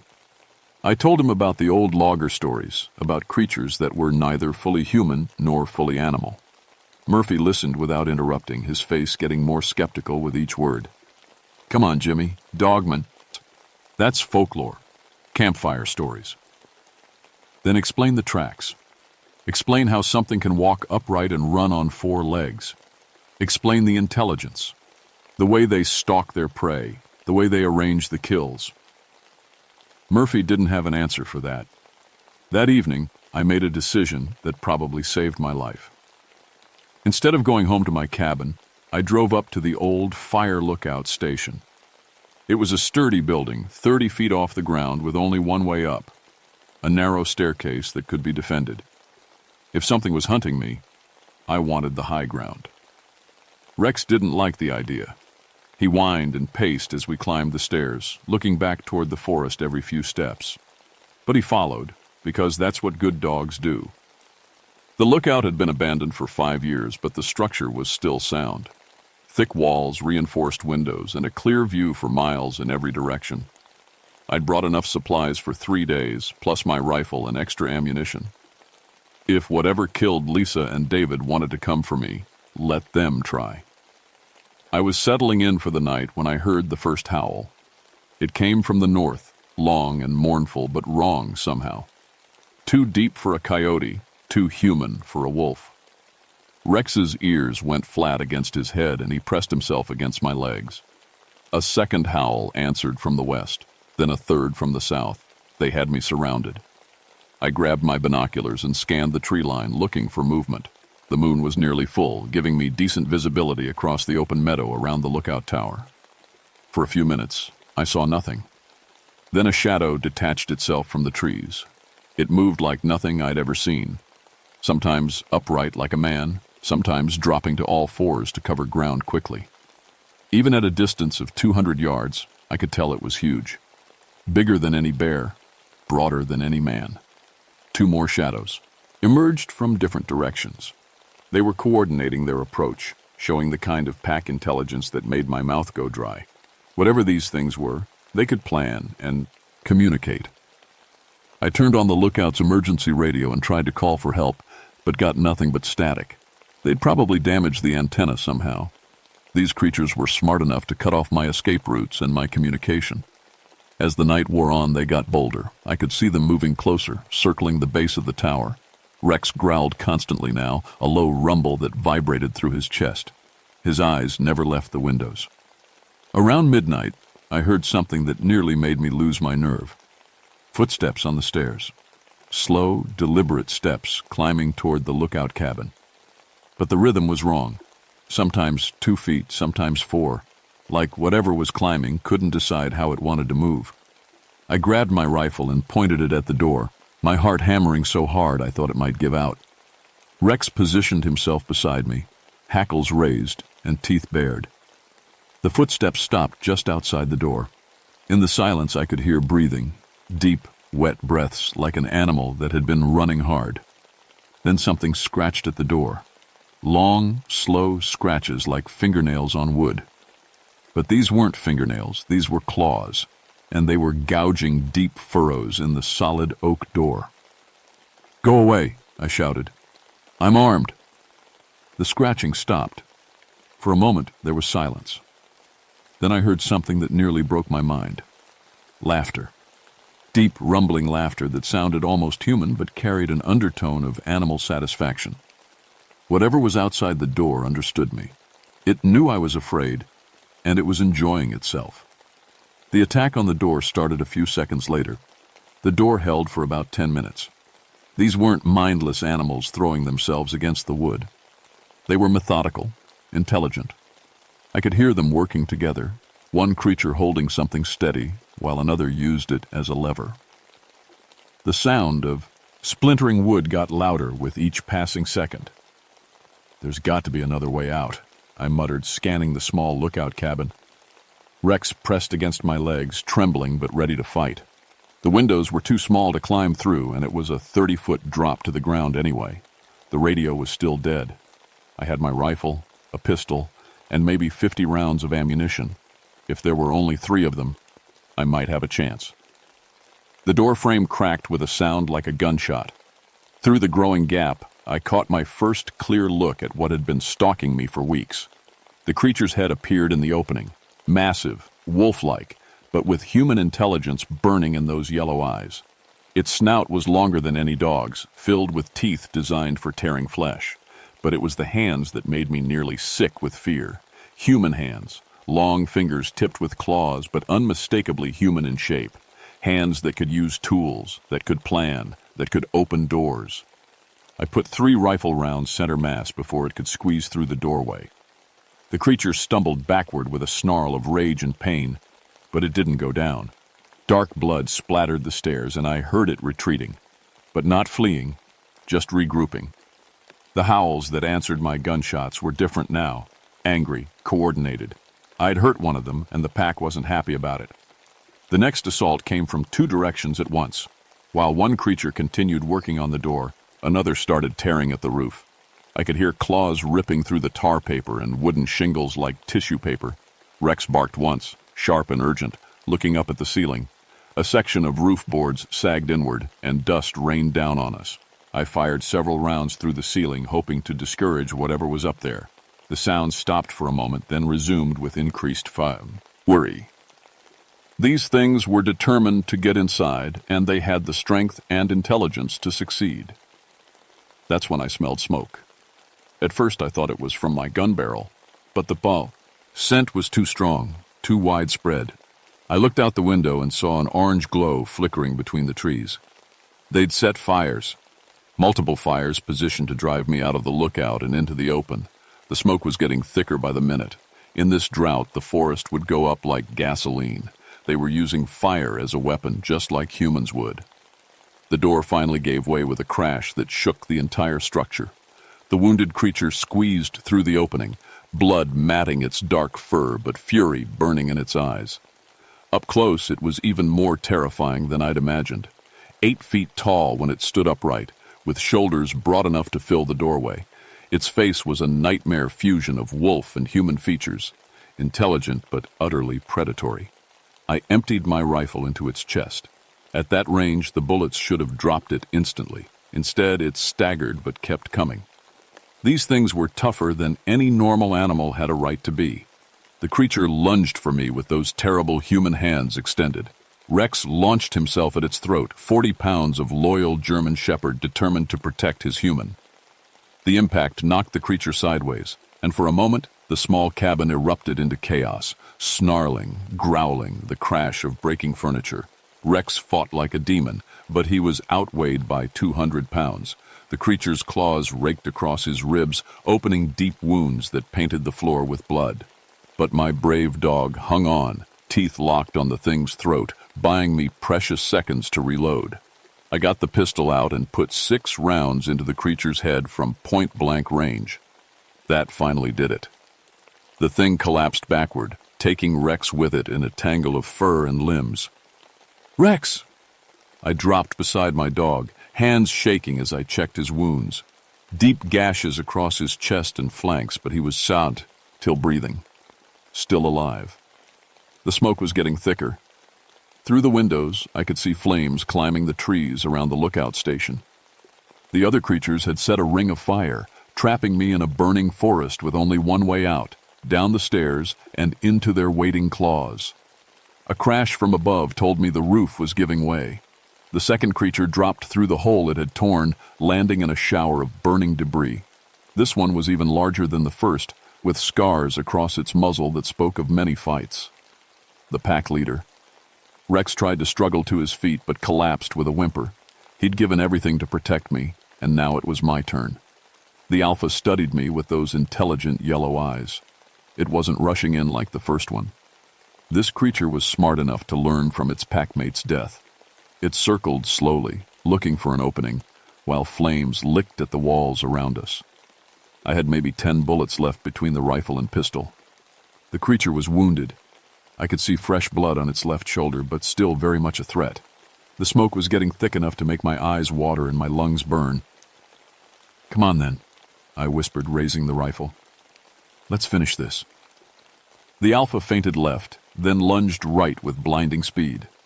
I got off 2 shots before it hit me, driving us both backward through the window in an explosion of glass and splintering wood. We fell 30 feet to the forest floor, the creature's body cushioning my landing, but its claws raking across my back as we hit. I rolled away, gasping for breath, as the alpha climbed slowly to its feet. The fall had hurt it more than me. One back leg wasn't supporting its weight properly. But it wasn't giving up. None of them were giving up. The third creature emerged from the burning forest, moving to flank me while its wounded leader held my attention. I is down to my pistol in maybe 6 rounds.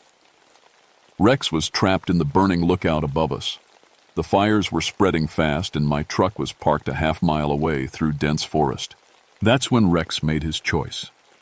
I heard him barking from the lookout. Not the warning bark he'd been using all night, but something different, sharper, more urgent. He was trying to tell me something. The third creature looked up at the sound, distracted for just a second. That's when Rex jumped. 40 pounds of injured German Shepherd launched himself through the burning window, landing squarely on the third creature's back. The impact drove both of them to the ground, and I used that moment to put 3 bullets into the alpha's chest.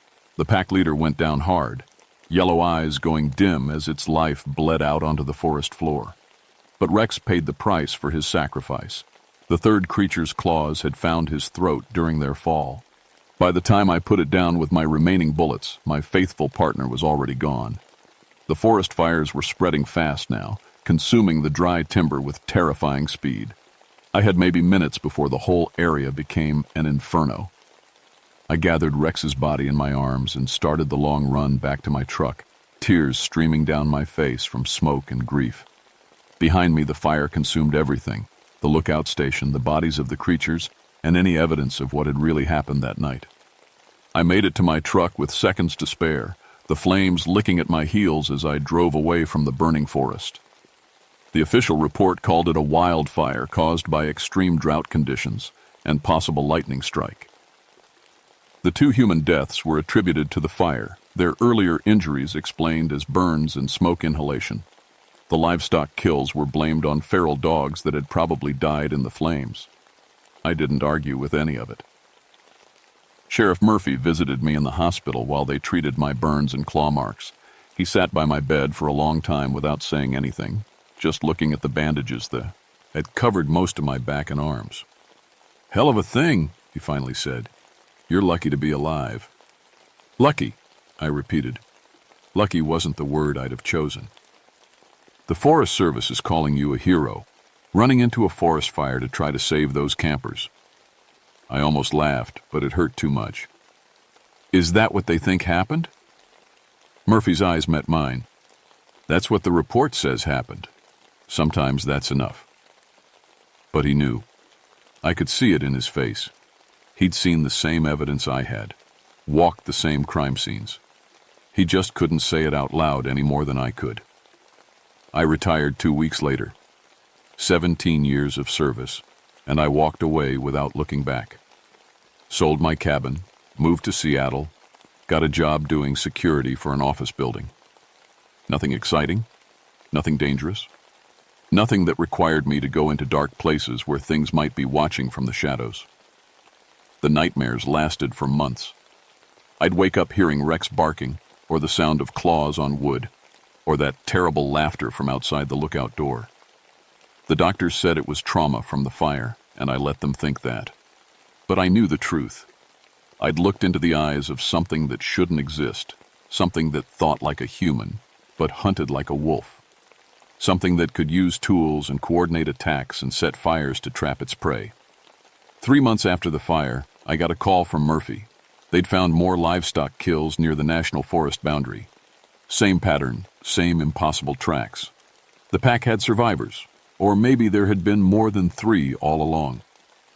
"Thought you should know," Murphy said, "in case you ever planned on coming back." "I won't," I told him, and I meant it. A year later, I heard they'd brought in a new ranger to replace me. Young guy named Peterson, fresh out of forestry school and eager to make his mark. I thought about calling him, warning him about what might be waiting in those woods. But what would I say? That monsters were real? That there were things in the forest that could think and plan and kill with human intelligence, but animal savagery? Instead, I did the next best thing. I wrote this account and sent it to him with a simple note. If you ever hear stories about dogmen, take them seriously. Never go to Coffin Rock alone, especially during the new moon. And if your dog starts acting nervous, trust him. Dogs know things we don't. I don't know if he believed it. I don't know if anyone would. But sometimes, late at night when the wind is howling through the city streets, I think about those creatures still out there in the forest, still hunting, still learning, still getting smarter. And I remember the way that alpha looked at me in those final moments, not with animal rage, but with something far worse, understanding. It knew exactly what it was doing when it killed those people. It enjoyed the hunt, the stalking, the terror it created. These weren't just predators following instinct. They were something new, something that combined the worst aspects of both human and animal nature. The Forest Service can call it a wildfire. The sheriff can blame feral dogs. The newspapers can write it off as tragic accidents. But I know what I saw. I know what killed David Chen and Lisa Warren and tried to kill me. And God help me, I know they're still out there. Rex died protecting me from something the world isn't ready to believe in. The least I can do is make sure someone knows the truth, even if they think I'm crazy for telling it. My name is James Whitmore. I was a forest ranger for 17 years. And I'm telling you now, stay out of those woods after dark. Some things are better left alone in the deep places where they belong, but they won't stay there forever. They're learning, they're adapting, and they're getting hungry.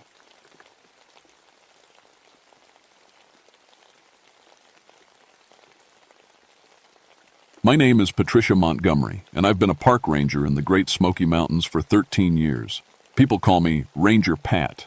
Before this job, I taught third grade for 10 years, so I know kids pretty well. I thought I did anyway. It was a cool September morning in 1976 when everything changed. The mist hung low in the valleys like cotton balls, and the leaves were just starting to turn yellow and red. I was drinking my coffee at the visitor center when the Hendersons walked in, looking worried. "Ranger Pat, we need to talk to you," Mrs. Henderson said, holding her 6-year-old daughter's hand tight. "Something strange happened yesterday." I set down my coffee cup. "What's wrong?" "Well, we were hiking the trail to Cataract Falls, and Jenny here started talking to some other children. At first we thought it was nice, making friends. But when we looked closer, there was nobody there." Jenny tugged on her mom's sleeve. "There were 2 kids, Mama. They wanted me to come play by the water."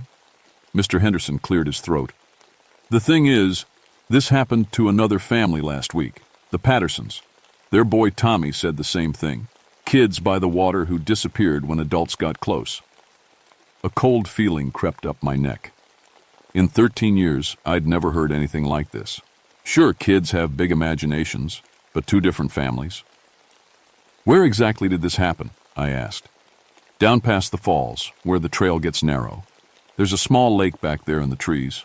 Real pretty place, but kind of lonely feeling." I knew the spot. Lost Lake, the old-timers called it. Most visitors never found it because it was off the main trail. I'd been there maybe 3 times in all my years working here. "I'll check it out today," I promised them. Probably just some local kids playing where they shouldn't be. But even as I said it, something felt right. Ning. After the family left, I pulled out my trail maps and found the path to Lost Lake. It wound through thick woods for about 2 miles past Cataract Falls. The lake itself was small, maybe 50 yards across, fed by an underground spring that kept the water dark and cold even in summer. I packed my day bag with the usual stuff: first aid kit, radio, water, energy bars. Then I added something I'd never carried before: a small notebook. If I was going to investigate this, I wanted to write everything down. The hike started normal enough. Families were already on the main trail, heading to see the waterfall. Kids laughed and pointed at squirrels. Parents took pictures. Everything felt safe and happy. But as I turned onto the narrow path toward Lost Lake, the sounds faded. The trees grew thicker, blocking out most of the sunlight. My boots made soft crunching sounds on the fallen leaves, but otherwise it was quiet. Too quiet. No birds singing, no squirrels chattering. Even the insects seemed to have gone somewhere else. I checked my watch. It had taken me 45 minutes to reach the lake. The water stretched out before me, dark as coffee, with mist rising from the surface. Pine trees grew right up to the water's edge, their branches hanging low like they were trying to hide something. It was beautiful, I had to admit. But Mrs. Henderson was right about the lonely feeling. This place felt forgotten. I walked around the shoreline looking for signs that kids had been playing here. No footprints in the soft mud, no candy wrappers or toys left behind. Nothing. Then I saw them. 3 objects sitting on a flat rock near the water's edge, arranged in a neat little row. A wooden doll with a faded dress, a small metal toy car that looked really old, and a baseball card still in good shape. My hands shook as I picked them up. The doll was hand-carved, the kind you might see in a museum.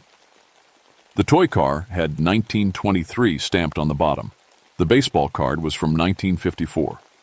Kids didn't play with toys like these anymore, and they sure didn't arrange them so carefully and just leave them behind. I wrote everything down in my notebook, drew a little map of where I found the objects. Then I sat on the rock and tried to think. What kind of kids had toys from the 1800s, the 1920s, and the 1950s? The answer that came to me made no sense at all. But as I sat there in that quiet, lonely place with the mist swirling over the dark water, I couldn't shake the feeling that someone was watching me. Someone small. I should have left those toys where I found them. That night, I couldn't sleep. Every time I closed my eyes, I saw that dark lake and felt those invisible eyes watching me. I kept thinking about what Jenny Henderson had said. They wanted me to come play by the water. The next morning, I drove into town to visit the library. Miss Clara, the librarian, had lived in these mountains her whole life. If anyone knew the history of Lost Lake, it would be her. Lost Lake? Miss Clara's face went pale. Honey, why are you asking about that place? I told her about the families and the strange toys. She listened without saying a word, then got up and walked to a filing cabinet in the back room. I was hoping nobody would ever ask about this, she said, pulling out a thick folder, but I suppose you need to know. She opened the folder and showed me old newspaper clippings, some so yellow they looked ready to crumble. The oldest one was dated March 15th, 1838. Cherokee families forced from homes, the headline read. Below it was a smaller story. Local Cherokee children reported missing during forced removal. Families claim children hid in mountain caves rather than face march to Oklahoma territory. Search parties found no trace. Miss Clara turned the page. This one's from 1923. Mountain Lake claims young life. The story told about a 7-year-old boy who drowned while his family was camping. His body was never found. And this, she said, showing me a 1954 clipping. Another drowning, a little girl this time. Same lake. My mouth went dry. How many children have died at Lost Lake? Nobody knows for sure. The Cherokee families wouldn't talk about it after the removal. Too much pain. But the drownings keep happening every few decades. Always children, bodies never found. She closed the folder and looked at me seriously. Pat, my grandmother was half Cherokee. She told me stories about that lake. Said the children who died there are still waiting. Waiting for what? For other children to join them. I left the library with my head spinning. Ghost stories were just mountain folklore, I told myself. There had to be a logical explanation. But that afternoon I got a radio call that made my blood run cold. Ranger Montgomery, we need you at the visitor center right away. We have a missing child. I raced back to find chaos. The Pattersons, the family Mrs. Henderson had mentioned, were crying and shouting at my supervisor. Their 8-year-old son, Tommy, was gone. He was right beside us on the main trail, Mrs. Patterson sobbed. We stopped to take a picture of the waterfall. When we looked around, he was gone. Which direction? I asked. We don't know. We called and called, but... She broke down again. I organized a search party. 12 volunteers spread out along the main trail while I took the path toward Lost Lake. Something told me that's where I'd find Tommy. The hike felt different this time. The silence was deeper, more complete. Even my radio crackled with static. But worse than the quiet was the feeling that I wasn't alone. Every few steps I'd turn around, sure someone was following me. Nobody there. I reached Lost Lake just as the sun was setting. The water looked black now, and mist was rising thick from the surface. "Tommy," I called. "Tommy, are you here?" Then I heard it. A voice, high and sweet, singing something I didn't recognize. The words weren't English. They sounded old. I followed the sound around the lake. The singing got louder, and I realized it wasn't just one voice. It was several children singing together. "Tommy, is that you?" The singing stopped. In the sudden silence, I heard a small voice call out, "Help me! I can't get out!" The voice was coming from the water. I grabbed my flashlight and ran toward the sound. The beam cut through the mist, and I saw him. Tommy Patterson, standing waist-deep in the lake about 20 feet from shore. "Tommy! Stay where you are! I'm coming!" But as I got closer, something was wrong. Tommy wasn't struggling. He wasn't shivering, even though the water had to be freezing. He was just standing there, staring at something I couldn't see. "Tommy, what are you looking at?" He turned toward my voice, and his eyes were different, distant, like he was in a dream. "The other kids want me to play with them," he said in a voice that didn't sound quite right. "They've been waiting so long to have a friend." That's when I saw them. 3 small shapes in the mist, standing in the water behind Tommy. They were pale and wet, with dark, hollow eyes. One was a little girl in an old-fashioned dress. One was a boy in clothes from the 1920s. One wore a Cherokee traditional shirt. They were holding hands, and they were trying to get Tommy to join their circle. "Tommy, listen to me," I said, trying to keep my voice calm. "You need to come toward my voice right now." "But they're my friends," he said. "They want to show me something underwater, something special." The 3 ghost children smiled, and when they did, their mouths opened too wide, showing rows of water-stained teeth. I didn't think. I just ran into that freezing lake and grabbed Tommy's arm. The moment I touched him, the singing started again. But this time, it was angry. The water around us began to churn. The ghost children's faces changed, becoming twisted and hungry. They reached for Tommy with fingers that looked more like claws. I pulled as hard as I could, dragging Tommy toward shore. He fought me at first, but as we got out of the water, he suddenly came back to himself. "Ranger Pat, what happened? Why am I all wet?" Behind us, the singing grew louder and more desperate. But when I looked back, the lake was empty. Tommy's parents cried and hugged him when we got back to the visitor center. They wanted to know what happened, but how could I explain? I wrote in my report that the child had wandered off trail and fallen in the lake. Hypothermia can cause confusion, I said. But I kept thinking about those 3 faces in the mist, and I knew they weren't done trying to make friends. I should have closed that trail, should have put up barriers and warning signs. But who was going to believe me? "Sorry, folks, can't go to Lost Lake because it's haunted by dead children." Instead, I did the only thing I could. I started patrolling that area every day, hoping to keep families away from the lake. It didn't work. Over the next 2 weeks, 5 more children reported seeing friends in the woods who disappeared when adults came near. Each time the sightings were closer to Lost Lake. Each time the children seemed more confused afterward, like they couldn't quite remember what had happened. Then came the morning that changed everything. My nephew David was visiting from Nashville. He was 9 years old, curious about everything, and excited to spend a week with his cool aunt, who was a park ranger. His parents had dropped him off the night before, and I'd promised to show him the best hiking trails.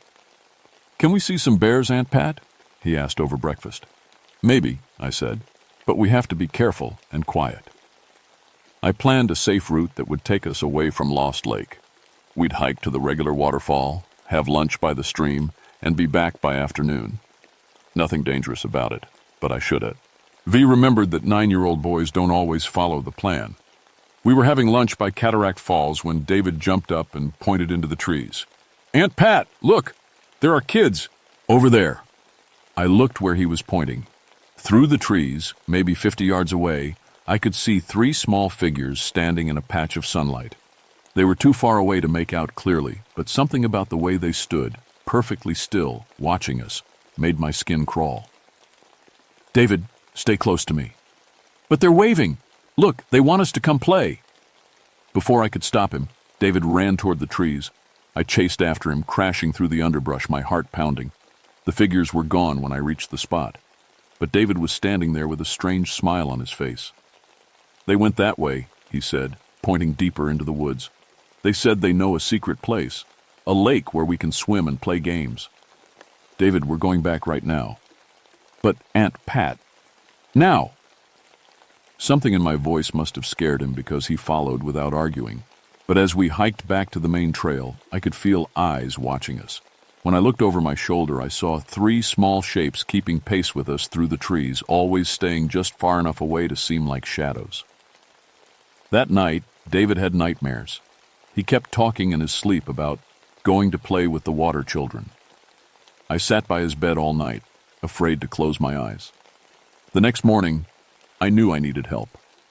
I drove to the Cherokee Reservation just outside the park and asked to speak with someone who knew the old stories. They sent me to Joseph Crow Feather, an elder who was almost 80 years old. He listened while I told him everything: the toys, the missing children, the ghosts in the lake. When I finished, he was quiet for a long time. "My great-grandmother told me about that place," he finally said. "During the removal, some Cherokee families hid their children in the mountains rather than see them march to Oklahoma. They thought they were saving them." "What happened?" "Wet. Winter came early that year. Food ran out. The children—" He shook his head sadly. "They went to the lake for water and never came back. Their spirits are trapped there, angry and lonely. They want other children to join them so they won't be alone anymore." "How do I stop them?" "You can't stop them, but you might be able to help them find peace." He went into his house and came back with a small leather pouch. "This is cedar and sweetgrass, blessed in the old way. If you burn it by the lake and speak to them with respect, they might listen." "What do I say?" "Tell them their families love them. Tell them it's time to go home." I took the pouch, but Joseph caught my hand before I could leave. "Be careful," he said. "They've been waiting almost 150 years. They won't give up easily." He was right. That afternoon, David disappeared. I'd left him at the visitor center with my supervisor while I went to patrol the trails. When I came back, the office was empty except for a note on my desk.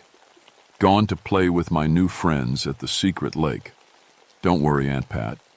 They promised to show me something amazing underwater." My hands shook as I read it. David didn't know about Lost Lake. I'd never told him the name or how to get there, but somehow he'd found the way. I grabbed the leather pouch Joseph had given me and ran for my truck. The drive to the trailhead took forever. Then the hike seemed to take even longer. Every step, I was terrified I'd be too late. When I reached Lost Lake, the water was perfectly still. Too still. No ripples, no movement at all. It looked like black glass. David was standing on the far shore, staring out at the water with that same dreamy expression Tommy Patterson had worn. But he wasn't alone. The 3 ghost children stood beside him. They looked more solid now, more real. The little Cherokee girl had her hand on David's shoulder. The boy furrowed. The 1920s was whispering something in his ear. The girl in the old dress was pointing at something under the water. "David," I called. "Step away from the water." He turned toward me, but his eyes were blank. "Hi, Aunt Pat. Look at my new friends. They're going to show me where they live." "David, those aren't your friends. They're trying to hurt you." The ghost children's heads snapped toward me. Their faces twisted with anger, and suddenly the temperature around the lake dropped 20 degrees. Frost began forming on the grass at my feet. "He wants to come with us," the Cherokee girl said, her voice like wind through dead leaves. "He wants to play forever." "We've been so lonely," added the boy. "So cold." "Just one friend," whispered the girl in the dress. "Just one, and we'll be happy." The water in the lake began to move, forming whirlpools and waves despite the lack of wind. I could see shapes moving beneath the surface, dozens of them, reaching upward. "David, you need to come to me right now." But he was already walking toward the water. I ran around the lake, fumbling for the leather pouch. The ghost children saw what I was doing, and their angry whispers became screams that hurt my ears. David stepped into the lake. The water was up to his knees now. I lit a match and set fire to the cedar and sweetgrass. Sweet smoke began rising into the air. "Stop!" I shouted at the ghost children. "I know who you are. I know you're hurting." They paused, surprised. David was waist deep now, the same place Tommy had been. "Your families loved you," I said, my voice shaking. "They were trying to protect you. They never wanted you to be alone and angry." The Cherokee girl's face softened slightly. "They left us." "They didn't want to. They were forced to leave. But they loved you so much that they've been grieving for you all these years." The boy from the 1920s looked confused. "But we're so cold, so lonely." "I know," I said, "but taking other children won't fix that. It will only create more sadness." David was chest deep now. In a few more steps he'd be underwater. "Please," I begged, "let him go. Let all of this end." The girl in the old dress was crying now, tears that looked like lake water running down her pale cheeks. "We just wanted friends," she whispered. "I know. But this isn't the way." The sacred smoke from the burning herbs swirled around the lake. For a moment, everything was still. Then David blinked and looked around in confusion. "Aunt Pat, why am I in the water? It's really cold." The ghost children looked at him sadly, then at each other. The Cherokee girl nodded to the others. "Goodbye," she said to David. "Be happy." They began to fade, becoming transparent. But before they disappeared completely, they smiled. Not the twisted, hungry smiles from before, but the gentle smiles of children who had finally found peace. David walked out of the lake on his own, shivering but safe. Behind us, the water began to glow with a soft, warm light that rose up like mist and drifted toward the sky. When the light faded, Lost Lake was just a lake again. I could hear birds singing for the first time in weeks, but I was wrong about the peace. The next morning, I woke up to David screaming. He was sitting up in bed, his eyes wide with terror, pointing at the window. "They're back, Aunt Pat! They're back, and they're angry!" I looked where he was pointing. 3 small shapes stood at the edge of the trees behind my cabin. Even from a distance, I could see their eyes glowing with cold light. My blood turned to ice. The ceremony hadn't worked. The ghost children were still trapped, and now they were furious. David kept screaming, "They're saying mean things. They're saying I belong with them." I grabbed my phone and called Joseph Crow Feather. He answered on the first ring like he'd been expecting my call. "They came back," I said without introduction. "I was afraid of that," he said quietly. "The blessing only works if they want to find peace. But these children have been angry for too long. The hunger for companionship has become something darker. What do I do? There's another way, but it's dangerous. You have to go back to the lake at night during the full moon. Tonight. You have to face them directly and offer them what they really want." "Which is what?" "Not just any child, Patricia. They want you." My heart stopped. "Me?" "Think about it. You're the one who found their toys. You're the one who sees them clearly. You work with children every day. In their minds, you're the perfect companion. Someone who understands them and won't be afraid." I looked at David, who was still shaking and staring at the window. The ghost children had moved closer. I could see their faces now, twisted with rage and longing. "If I go to them, will they leave the other children alone?" "Yes, but Patricia, you understand what that means." I understood. If I gave myself to the ghost children of Lost Lake, I would join them. Forever. There has to be another way. "There is one possibility," Joseph said slowly, "but you'll need help. Bring the boy with you." "David? No, I won't risk him. Listen to me. The spirits are connected to him now. He's the bridge between their world and ours. Without him, you can't complete the final ceremony. But I warn you, if this fails, you'll both be trapped." I hung up the phone and looked at my nephew. He was 9 years old. This should be the summer he remembered for catching fireflies and roasting marshmallows, not the summer he faced supernatural horror. But the ghost children were getting closer to the house.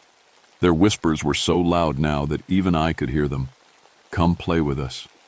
Come play forever." "David," I said gently, "I need you to be very brave. Can you do that?" He nodded, tears streaming down his face. "We have to go back to the lake tonight. But this time, we're going to end this for good."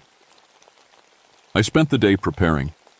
More cedar and sweetgrass from Joseph, a flashlight with extra batteries, a thermos of hot coffee to keep us warm, and something else Joseph had given me, a small silver mirror that had belonged to his great-grandmother.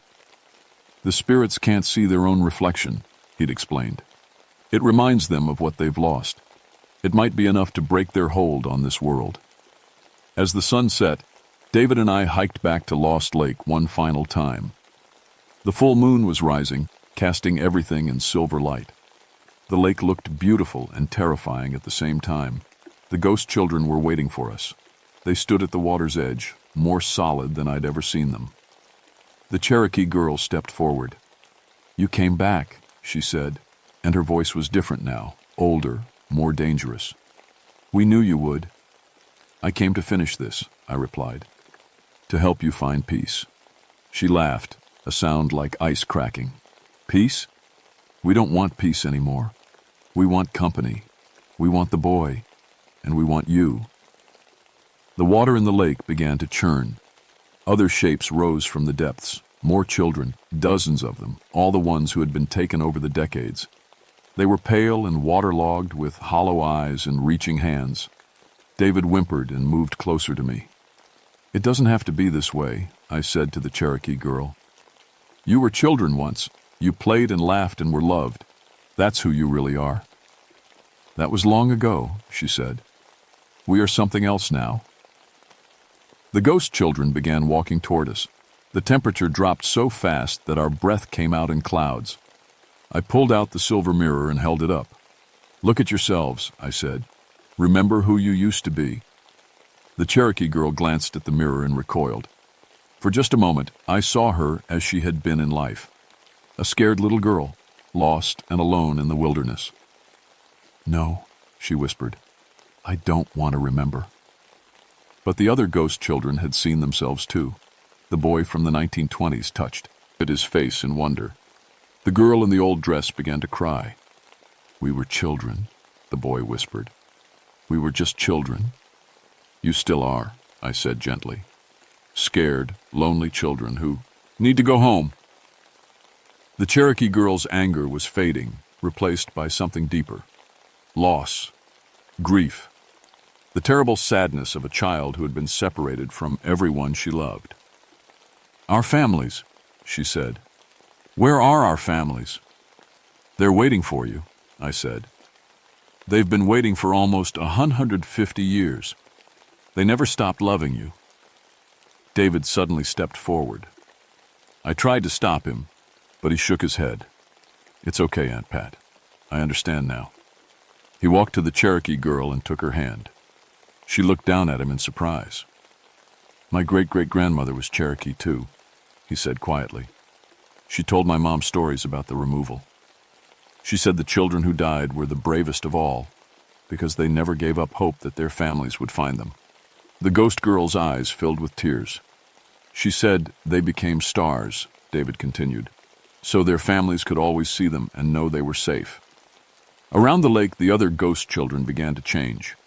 The anger and hunger faded from their faces, replaced by wonder and hope. I lit the cedar and sweetgrass again. Sweet smoke rose into the moonlit sky. "It's time to go home," I said. "Your families are waiting." One by one, the ghost children began to glow with warm, golden light. They looked at David and me with gratitude instead of hunger. "Thank you," the Cherokee girl whispered. "Thank you for helping us remember." The light grew brighter, lifting the children up like dandelion seeds on the wind. They rose higher and higher, becoming points of light against the dark sky. When the last light faded, Lost Lake was quiet. peaceful. For the first time in almost 150 years, the water was clear. I could see the bottom. The next morning, I called my supervisor and recommended that Lost Lake be closed to public access indefinitely. Environmental concerns, I told him. The ecosystem is too fragile for regular visitors. It wasn't entirely a lie. The ecosystem had been badly damaged, just not in the way he thought. David and I hiked back to the lake one final time before his parents came to pick him up. In the clear water, we could see dozens of small skeletons resting on the bottom, finally at peace. I said a prayer for each one. "Will you tell anyone what really happened?" David asked as we walked back. Would anyone believe me? He thought about that for a moment. Probably not. What about you? What will you tell your friends? That my Aunt Pat is the bravest person I know, he said, and that some mysteries are too important to joke about. I hugged him tight. In the past week, my 9-year-old nephew had shown more courage than most adults I knew. The Park Service approved my recommendation to close the area around Lost Lake. I told them it was to protect a rare species of salamander. The trail was blocked off and warning signs were posted.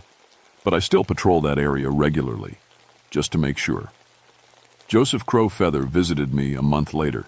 He brought sage and tobacco, and we performed a proper blessing ceremony for the children who had finally found peace. He also told me something that made my skin crawl. There are other places, he said quietly. Other lakes, other forests, where children went missing during the removal. The spirits you helped were just one group of many. How many others? Nobody knows. Hundreds, maybe thousands. Most have found peace on their own over the years. But some, he shook his head, some are still waiting. I think about that sometimes, late at night when I'm writing up my patrol reports. Somewhere in these mountains, other lost children might still be searching for companionship, for someone to ease their loneliness. But I also think about the 3 ghost children from Lost Lake and how they looked when the light finally took them home, the peace in their eyes, the joy of remembering what it meant to be loved. David writes me letters from Nashville. He's doing well in school, playing baseball, making friends, normal kid stuff. But sometimes his letters mention dreams about stars that look like children, watching over families and keeping them safe. I never told him what Joseph said about there being other places. Some knowledge is too heavy for a child to carry. But I keep Joseph's phone number in my wallet, just in case. And I keep the silver mirror in my patrol pack, because you never know when you might need to help someone remember who they really are. Last week, a family reported their daughter talking to invisible children near Burnt Mountain Trail. I checked it out, found nothing unusual, but I left some cedar and sweetgrass by the trail marker, just in case. Ghost stories were just mountain folklore until I heard them singing. Now I know better. Now I know that some spirits aren't looking for revenge or trying to scare people. They're just children who got lost a long time ago and need someone to help them find their way home. And sometimes, if you're very careful and very brave, you can be that someone. The mountains keep their secrets well, but they also keep their promises. The children of Lost Lake found their peace, and the lake runs clear now, reflecting stars instead of sorrow. But late at night, when the mist rises from the water and the wind whispers through the trees, I sometimes think I can still hear them singing. Not the angry, desperate songs from before, but gentle lullabies full of gratitude and love. Songs that say, "Thank you for helping us remember. Thank you for showing us the way home."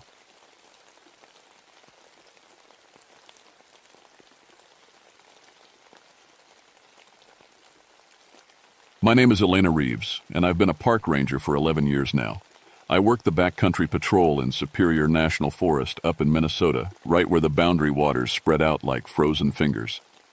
It's February 1983, and I'm telling you this story because someone needs to know what really happened out there.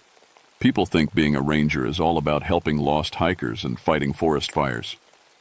But up here, in the deep wilderness where the lakes freeze solid and the trees stretch for hundreds of miles, you see things that don't make it into any report. Things that would get you laughed out of the service if you wrote them down. I'm part Ojibwe on my mother's side. My grandmother used to tell me stories about the Wendigo when I was little, this creature that lived in the deepest woods, always hungry, always hunting. She said it used to be human, but hunger and cold turned it into something else, something that could never be full, no matter how much it ate. I never believed those stories. Figured they were just old tales to keep kids from wandering off into the forest. My ranger training taught me that wilderness deaths came from exposure, dehydration, getting lost. Real things. Things you could prevent with proper gear and common sense. The call came in on February 14th, Valentine's Day.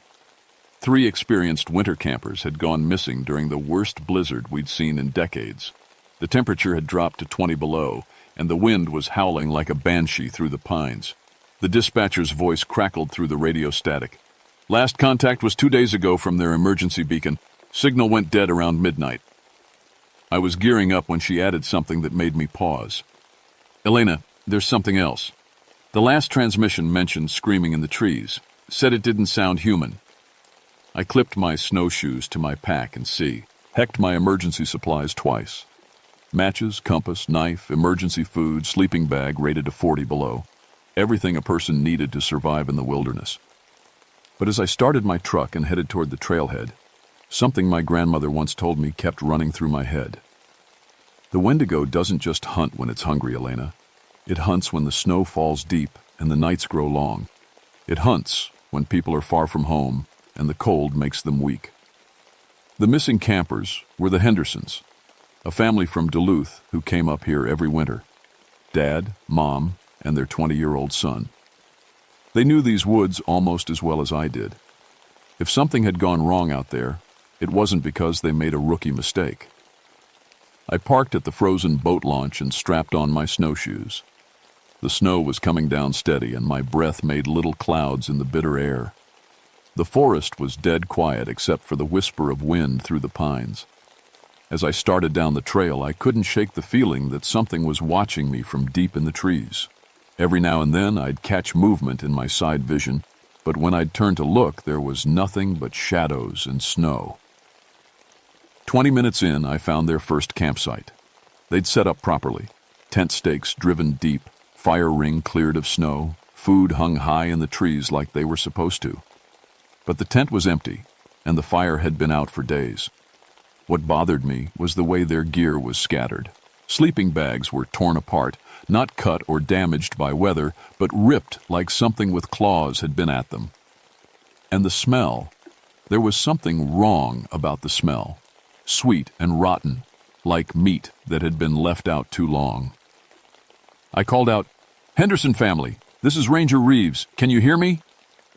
My voice echoed through the trees and died. No answer.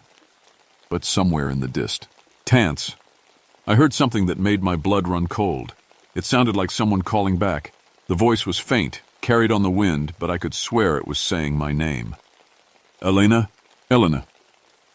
I stood perfectly still, listening. Every ranger learns to tell the difference between human voices and the tricks wind can play in the forest. This wasn't wind. "Hello," I called back. "Where are you? I'm here to help." The voice came again, closer this time. "Elena, help us." But something was wrong with it. The words were stretched out like whoever was speaking had forgotten how to make the sounds properly. And there was an echo to it, like the voice was coming from inside a cave. I followed the sound, my snowshoes crunching through the fresh powder. The tracks I was following weren't normal either. They looked human at first glance, 2 feet, walking upright. But they were too big, way too big. And the toes were long and spread out like fingers grabbing at the ground. 30 yards from the first campsite, I found something that stopped me cold. It was Tom Henderson's winter coat, hanging from a pine branch about 8 feet off the ground. The coat was shredded, covered in dark stains that looked black against the blue fabric. Below it, the snow was packed down and stained red. I reached up and pulled the coat down. It was frozen stiff, and when I turned it over, I saw claw marks raked across the back. 4 parallel tears that went right through the heavy fabric and the insulation underneath. "Jesus," I whispered. That's when I heard the voice again. But this time it was different. This time, It sounded exactly like Tom Henderson. "Elena, thank God you're here. We're trapped. Follow my voice." I knew Tom's voice. He'd checked in with me a dozen times over the years, always polite, always prepared. But this wasn't quite right. It was Tom's voice, but the rhythm was off, like someone was playing a recording at the wrong speed. I drew my knife and held it ready. "Tom, where are you exactly?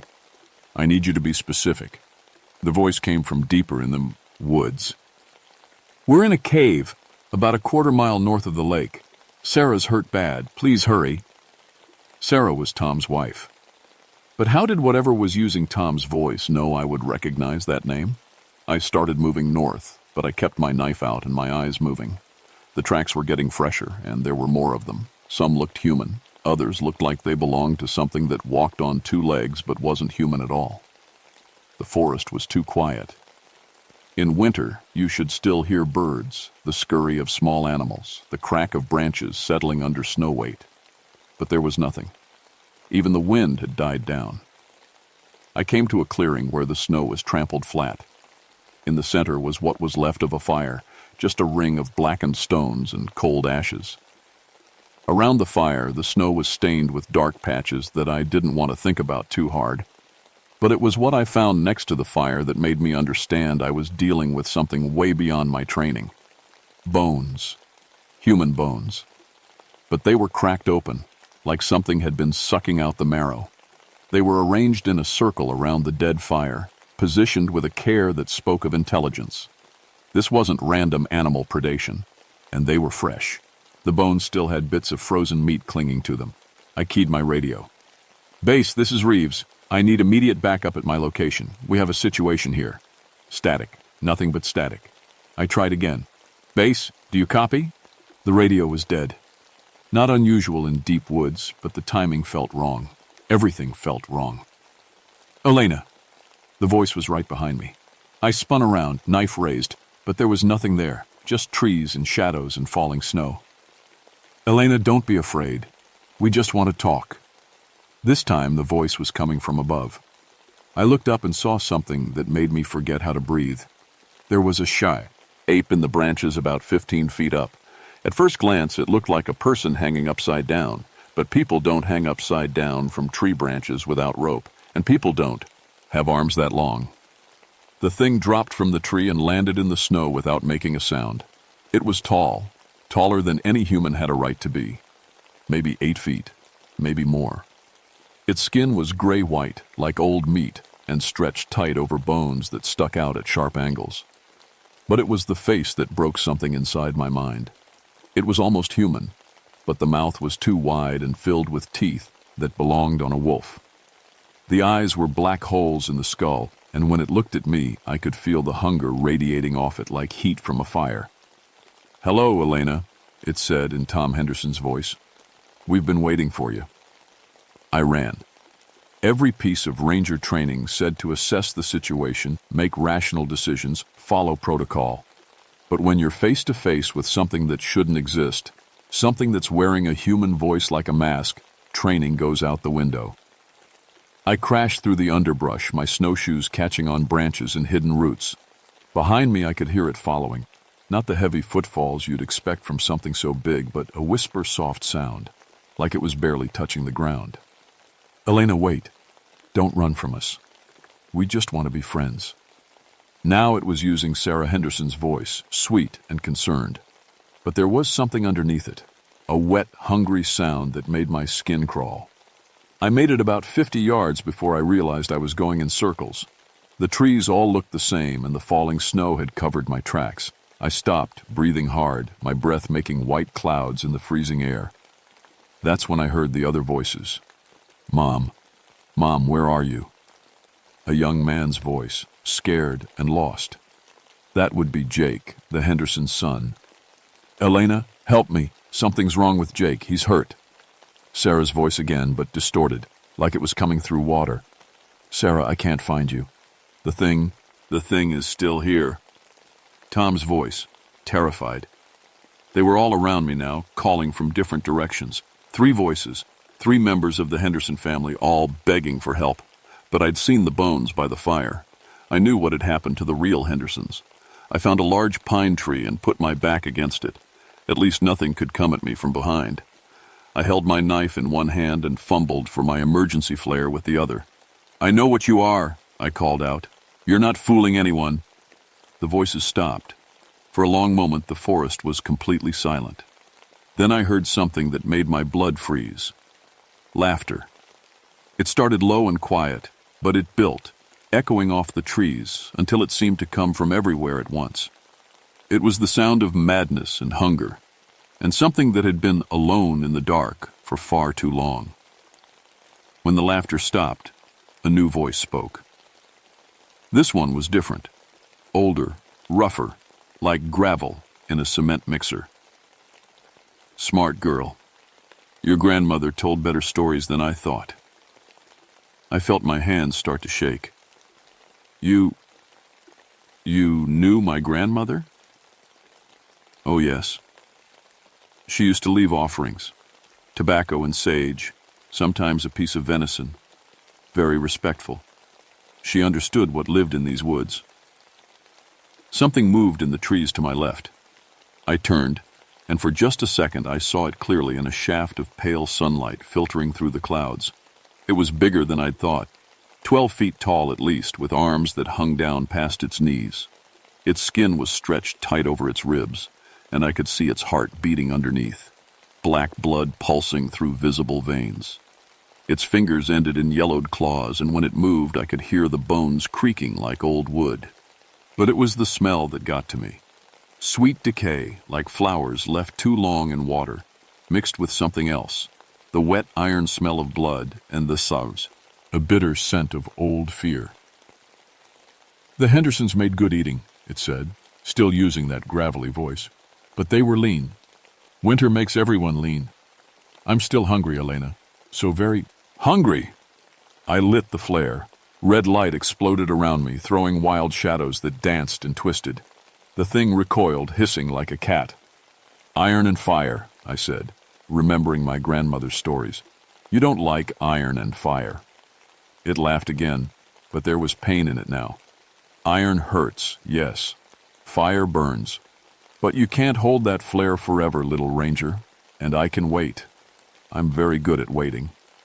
I started moving, keeping the flare between me and the creature. I needed to get back to my truck, get to a radio, call for help. But every direction looked the same, and the thing was hurting me. I could feel it. Every time I'd try to go one way, I'd catch a glimpse of movement, hear a branch snap, smell that awful sweet rot stench. It was playing with me, like a cat with a mouse. The flare was burning down. Maybe 2 minutes left. That's when I heard the dogs. My sled dogs, Rex, Luna, and Bear, had followed me into the woods. They came crashing through the underbrush, barking and snarling. Bear, my lead dog, was a 120-pound Malamute who'd never backed down from a fight in his life. The Wendigo turned toward the sound, and for the first time, I saw something like concern in its black eyes. "Good boys," I whispered. "Get him." The dogs hit the creature like a furry avalanche. Bear went for the throat while Rex and Luna attacked from the sides. For a moment, I thought they might actually bring it down, but the Wendigo was faster than anything had a right to be. It moved like liquid shadow, and suddenly Bear was flying through the air, blood streaming from 4 parallel gashes across his chest. He hit a tree trunk with a sound that made me sick and didn't get up. Rex lasted about 3 seconds longer. The creature grabbed him by the head and twisted. The snap echoed through the forest.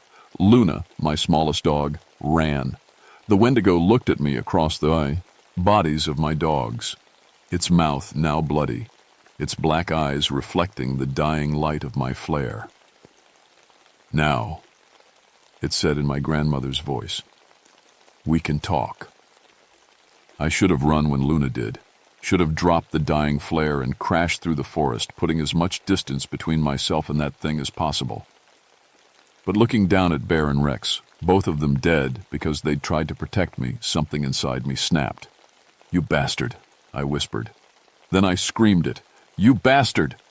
I charged the Wendigo with my knife raised, not caring that it was twice my size and had just killed 2 powerful dogs with its bare hands. All I cared about was the rage burning in my chest, hotter than the flare, hotter than any fire. The creature swatted me aside like I was a child, but not before I managed to rake my knife across its arm. Where the iron blade touched its flesh, the skin sizzled and smoked.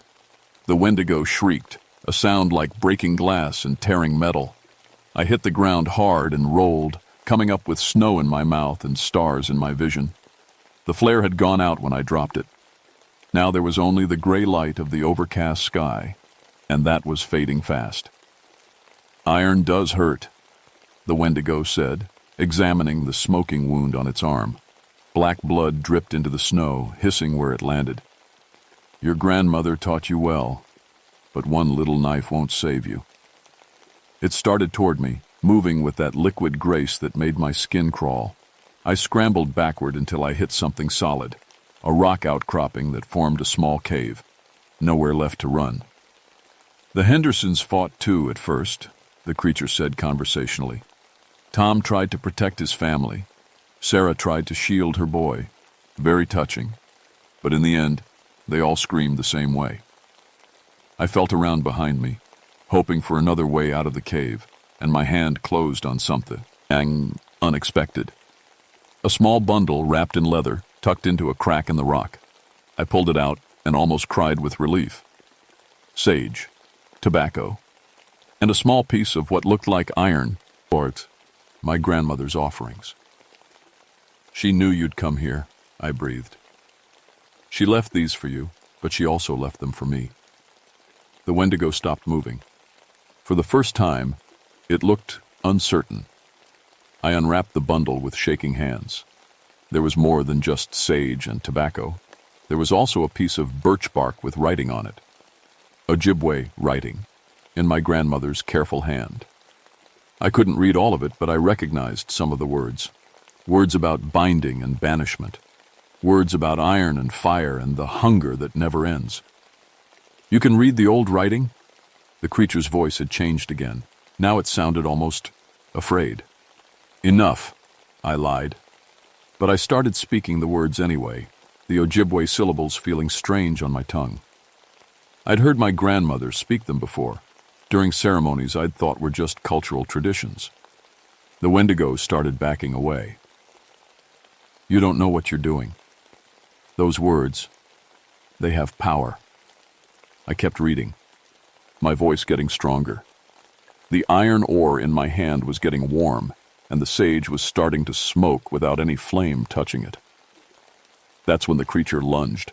It came at me faster than thought, claws extended, mouth open in a scream of rage and hunger. I threw myself to the side and felt the wind of its passage, felt claws rake across my jacket without quite breaking the skin. But I held on to the bundle, kept speaking the words. The Wendigo spun around for another attack, but something was wrong. It was moving slower now, and its form seemed less solid somehow, like it was made of smoke instead of flesh and bone. No, it said in Tom Henderson's voice. Please, no. I'm so hungry, always so hungry. For just a moment, I saw something else in its black eyes. Not just hunger and madness, but pain. Terrible, endless pain. What were you? I asked, still holding the iron ore and smoking sage. Before? I was... It struggled with the words like it was trying to remember. I was lost. Winter of 1847, my family. We ran out of food. I was so hungry and the snow was so deep and It didn't finish. It didn't have to. You ate them, I said quietly. Your own family. The creature that had once been human nodded slowly. And then I couldn't stop. The hunger, it never goes away. Every winter, when the snow falls deep and people come into my woods, I have to. I kept speaking the words on the birch bark, but now they felt different. Not like a weapon, but like a prayer. A prayer for something that had been suffering for more than a century. The Wendigo was becoming translucent now, its form wavering like heat shimmer. The cold, it whispered. For so long, nothing but cold and hunger. I just want to be warm again. I reached into my pack and pulled out my emergency matches. With shaking hands, I lit the sage bundle. Sweet smoke rose up between us. Then rest, I said. Go to the fire that never dies out. Go to the place where no one is ever hungry. The Wendigo looked at the burning sage, and for the first time its expression was almost peaceful. Yes, it said in its own voice, not stolen from any victim, but the voice of whoever it had been long ago. Yes, please. The creature stepped into the sage smoke and simply dissolved. One moment it was there, tall and terrible and hungry, and the next there was nothing but smoke and winter wind. I sat there in the cave entrance for a long time, holding the iron ore and watching the sage burn. When it was gone, I carefully rewrapped the birch bark and put the bundle back where my grandmother had hidden it, just in case. They found me 3 hours later, half frozen and delirious, about a mile from where my truck was parked. Search and rescue said I was lucky to be alive. The temperature had up to 30 below, and hypothermia should have killed me hours earlier. Luna led them to me. She'd made it back to my truck and barked until a passing snowplow driver noticed her and called it in. Smart girl. I gave her extra treats for weeks after. The official report listed the Henderson family's deaths as exposure and animal predation. The investigators found remains that matched the family's DNA, along with evidence of scavenging by wolves and other wildlife. Everything neat and tidy, with a rational explanation for every detail. They never found the bodies of my dogs. When I went back to look for them a week later, there was nothing but clean snow and pine trees. No blood, no bones, nothing to show that Rex and Bear had ever been there. I never told anyone what really happened. Who would believe it? A century-old Wendigo killed by Ojibwe prayers and burning sage? They'd have me transferred to a desk job or, more likely, suggest I get some counseling for post-traumatic stress. But I made some changes. Every winter, when the snow gets deep and the temperatures drop below zero, I leave offerings at that cave, sage and tobacco, like my grandmother taught me. And I spread the word among the other rangers, the ones with indigenous heritage who might understand. Stay out of the deep woods during the hungry months. Don't go alone. And if you hear voices calling your name in the darkness, don't answer. Most of them think I'm just being cautious, passing on old superstitions. But a few listen. A few understand that some dangers can't be handled with standard equipment and procedure. 3 years have passed since that night. The Forest Service offered to transfer me to a warmer climate, somewhere down south where winter doesn't last 6 months and the wilderness isn't quite so wild. I turned them down. Someone needs to watch these woods. Someone needs to remember what lives in the spaces between the trees, in the dark places where hungry things wait for unwary travelers. My grandmother was right about the stories. They weren't meant to scare children from the forest. They were meant to teach respect for things older and more powerful than we like to admit exist. Last month, we had another missing persons case, a solo hiker who didn't return from a 3-day backpacking trip. When I found him, he was sitting by his campfire, staring into the flames with wide, terrified eyes. It spoke to me, he whispered when I approached. Something in the trees. It knew my brother's voice, my brother who died last year. It wanted me to follow. I helped him pack his gear and escorted him back to his car. Before he left, I gave him a small bundle of sage and told him to burn it if he ever heard impossible voices in the wilderness again. He looked at me like I was crazy, but he took the sage. That night, I drove back to the cave and left fresh offerings, just in case the hungry thing wasn't completely gone, just in case there are others. Because my grandmother taught me one more thing about the Wendigo, something I hope I never have to use. They can be created, not just born. Starvation and desperation and the choice to consume human flesh, those are the ingredients. And in a world where people push deeper into the wilderness every year, where climate change makes the weather more unpredictable and dangerous, those ingredients are easier to find than ever. I still patrol the backcountry. I still help lost hikers and fight forest fires and file my reports in triplicate. But I also listen for voices that shouldn't exist and watch for tracks that belong to nothing in any field guide. And every winter, when the snow falls deep and the nights grow long, I remember my grandmother's words. Respect the forest, Elena. It's older than you and hungrier than you can imagine. She was right about more than just the stories. Some hungers never die. They just wait in the cold and the dark, patient as winter itself, for the next lost soul to wander into their domain. But now they have to get past me first. Word count, approximately 4,200 words.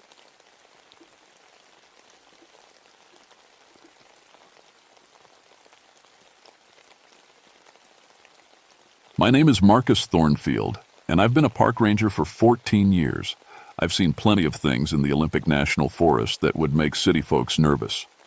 Bears that got too close to campers. Hikers who got lost and spent 3 days eating berries and drinking creek water. Even found a few bodies over the years. Heart attacks mostly, sometimes a bad fall. But I never saw anything that made me question what I knew about the world. Not until October 1987, when the Harrison family went missing at Bear Creek.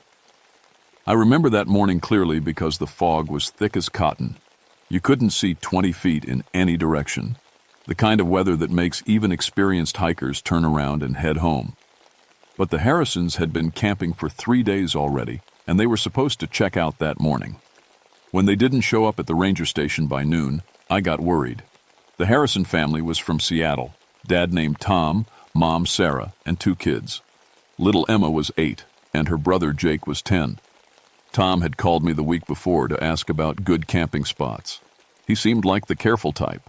Asked about water sources, weather patterns, what kind of wildlife to watch for. Not the kind of guy who'd just disappear without a word. I'd been doing search and rescue for all 14 years I'd worked these forests.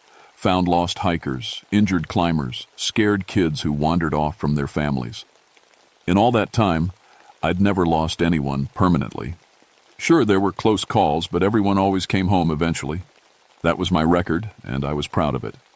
I loaded my truck with the usual gear, first aid kit, rope, flares, my radio. The drive to Bear Creek took 40 minutes on the logging road. The fog got thicker as I climbed higher into the mountains. By the time I reached the trailhead, I could barely see the trail markers, the camp. Ground was empty except for one site at the far end. Even through the fog, I could tell something was wrong. The blue dome tent was still there, but it looked wrong somehow, like it had been moved or shaken. I called out as I walked closer. Tom! Sarah! Anyone here? No answer. Just the drip of water from the pine trees and the sound of Bear Creek running over the rocks. When I got to their campsite, my stomach dropped. The tent was shredded. Not torn, shredded, like something with claws had ripped it apart from the inside. Sleeping bags and clothes were scattered everywhere, but they weren't dirty or wet like they'd been outside all night. They looked like they'd just been thrown around. The strangest part was the fire ring. The stones had been moved, not kicked over or scattered, but carefully arranged in a perfect circle about 10 feet wide. Inside the circle, all the family's personal items were laid out in neat rows. Tom's wallet, Sarah's purse, the kids' toys, like someone had been sorting through them. I'd never seen anything like it. I checked my radio. Base, this is Thornfield at Bear Creek. I've got a situation here. Static crackled back at me, then nothing. I tried again. Same thing. The radio worked fine on the drive up, but now it was just dead air. That's when I noticed the footprints. The prints were in the soft dirt near the creek, about 30 yards from the campsite. At first, I thought they might be from Tom's hiking boots, but when I knelt down to get a better look, my blood went cold. These weren't human footprints. They were huge, maybe 18 inches long and 7 inches wide, deeper than any human print should be, like whatever made them weighed twice as much as a normal person.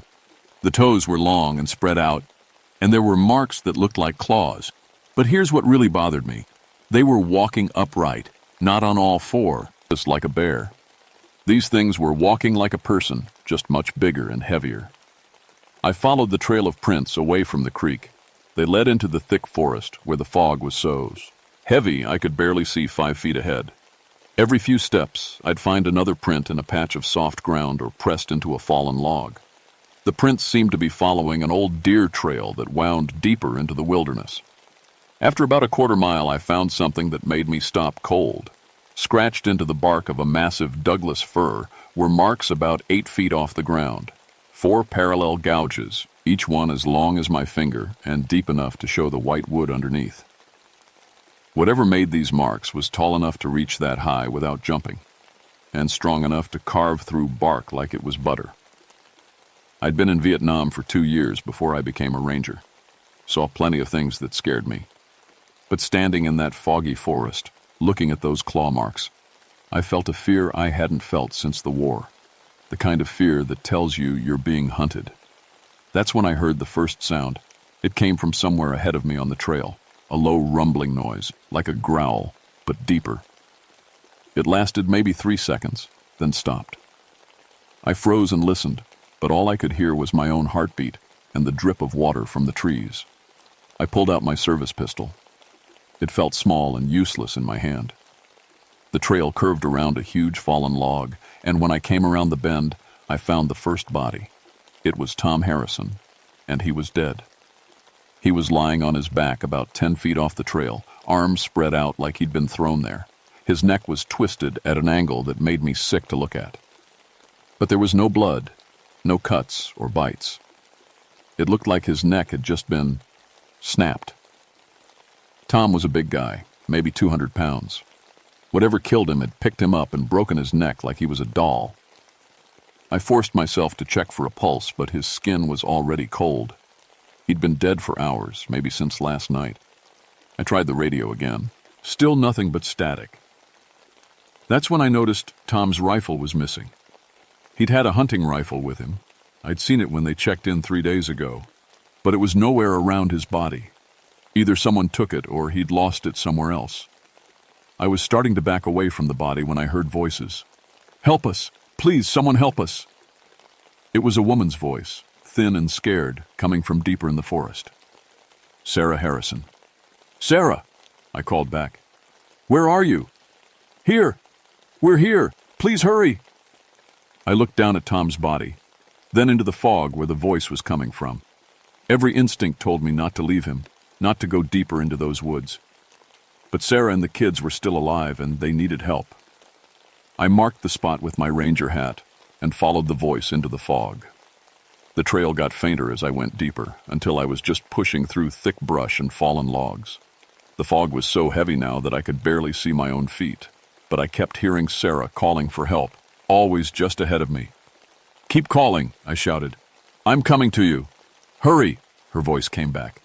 "It's coming back." After maybe 10 minutes of crashing through the underbrush, I came to a small clearing. In the center was Sarah Harrison, sitting on the ground with her arms around her daughter Emma. The little girl was staring straight ahead with wide, empty eyes. But something was wrong with the scene. Sarah looked strange. Her clothes were clean, no tears or dirt stains. Her hair wasn't messed up. After spending the night in the forest, she should have looked rougher. "Sarah," I said, walking toward them. "Are you hurt? Where's Jake?" She looked up at me, and that's when I saw her eyes. They were the wrong color. Sarah Harrison had blue eyes. I remembered that from when she checked in. But the woman sitting in the clearing had dark brown eyes, almost black. "Thank you for coming," she said in Sarah's voice. "We've been waiting for you." The little girl, Emma, turned to look at me. Her mouth opened, and she spoke in a voice too deep for an 8-year-old. "The Watcher knows you're here now." That's when I realized I'd made a terrible mistake. I backed away from the woman and child, my hand reaching for my pistol. But before I could draw it, they were gone. Not running away, just gone, like they'd never been there at all. The clearing was empty except for me and the thick fog. I spun in a circle trying to see where they went, but there was nothing. No footprints, no sounds, no sign that anyone had been there. Just the drip of water and my own ragged breathing. That's when I heard Jake's voice behind me. "Mister, are you here to help us?" I turned around, and there was the 10-year-old boy, standing at the edge of the clearing. He looked normal. Dirty clothes, scared face, the way a lost kid should look. But after what I'd just seen, I didn't trust anything anymore. "Jake," I said carefully, not moving closer. "Where's your mom and sister?" "They're hiding," he said. "The big shadow took Dad. It's been watching us since yesterday." "What big shadow?" Jake pointed into the fog behind him. "It's tall as the trees, it has yellow eyes, and it doesn't make sounds when it walks. Mom told us to hide, but Emma started crying, and it hurt her." At least this sounded real. Jake looked genuinely scared, and his story made sense. Maybe I'd been seeing things in the fog. Maybe stress and fear had made me imagine Sarah and Emma disappearing. "Okay, Jake," I said. "Let's go find your mom and sister. Can you show me where they're hiding?" He nodded and started walking back into the trees. I followed, keeping my hand near my gun. The fog was getting thicker, and I had to stay close to see him. We walked for maybe 5 minutes before Jake stopped. "This is where I last saw them," he said. We were standing next to a huge cedar tree, easily 6 feet across. Jake walked around to the far side, and I followed. There was a hollow in the base of the tree, big enough for 2 people to hide in, but it was empty. "They were here," Jake said, sounding confused. "I swear they were here." I knelt down and looked at the hollow. There were signs that someone had been inside recently. Broken twigs, disturbed leaves. But no Sarah, no Emma. "Jake," I said, "when did you last see them?" "Just a few minutes ago. I told them I was going to look for help, and they said they'd wait here." But that was impossible. I'd seen Sarah and Emma in the clearing less than 10 minutes ago. Even if they'd somehow gotten past me, they couldn't have made it all the way back here that fast, unless I'd never seen them at all. My radio crackled to life suddenly, making me jump. "Marcus, this is Davidson. Come in." I grabbed the radio. "Davidson, where are you?" "About 2 miles from your location, following your trail. Found some strange tracks. You need to see this." Bob Davidson was another ranger, been working these forests almost as long as me. If anyone could help me figure out what was happening, it was him. "I'm at the big cedar near Owl Creek," I said. "Found Tom Harrison's body, and I've got his son Jake with me. Still looking for Sarah and Emma." "Copy that. Be there in 30 minutes." The radio went dead again. Jake and I waited by the tree, but 30 minutes turned into an hour. No sign of Davidson or anyone else. I tried calling him back, but got nothing but static. "Mister," Jake said quietly, "I think it's getting dark." He was right. The fog was so thick I hadn't noticed, but the light was definitely fading. We'd been out here all afternoon, and night was coming fast. Being lost in these woods after dark was dangerous enough without whatever was hunting us. "We need to get back to the campground," I said. "Can you find your way back?" Jake shook his head. "Everything looks the same in the fog." I pulled it out my compass, but the needle was spinning wildly. North, south, east, west, it couldn't decide where to point. I'd never seen anything like it. That's when we heard the breaking branches. Something big was moving through the forest, maybe 100 yards away. Trees were cracking and falling, like a bulldozer was pushing through them. But there was no engine noise, no machine sounds, just the crash of wood and the thud of heavy footsteps. Jake grabbed my arm. "That's it," he whispered. "That's the shadow thing." The sounds were getting closer. Through the fog, I could see trees swaying back and forth as something massive pushed them aside. Whatever was out there was at least 8 feet tall, maybe bigger. "We need to hide," I said. I pulled Jake toward a cluster of thick bushes about 20 feet away. We crawled underneath and tried to stay quiet. The footsteps got closer and closer until they were right next to us. Then they stopped. I held my breath and tried not to move. Through the leaves, I could see a pair of feet. They were huge, way bigger than human feet, and covered in dark, coarse hair. The toes ended in long, sharp claws that dug into the soft forest floor. The thing stood there for maybe 2 minutes, not moving. I could hear it breathing, slow, deep breaths that sounded almost like a person sleeping. But there was something else mixed in with the breathing. A low, rumbling sound, like a cat purring, but much deeper. Finally, it moved on. The footsteps faded into the distance, and the forest went quiet again. Jake and I crawled out of the bushes. He was shaking, and I probably was too. "We need to get out of here," I said. "Now." But when I looked around, I realized we had a bigger problem. The fog had gotten so thick that I couldn't see more than a few feet in any direction. And without a working compass, I had no idea which way to go. We were lost in the wilderness with something hunting us, and night was falling fast. That's when I heard Davidson screaming. Davidson's screams came from somewhere to our left, maybe half a mile away. They lasted about 10 seconds, then cut off suddenly. The silence that followed was worse than the screaming. "Stay close to me," I told Jake, and we started moving toward where the sounds had come from. The fog was so thick now that I had to feel my way from tree to tree. Jake held onto my belt so we wouldn't get separated.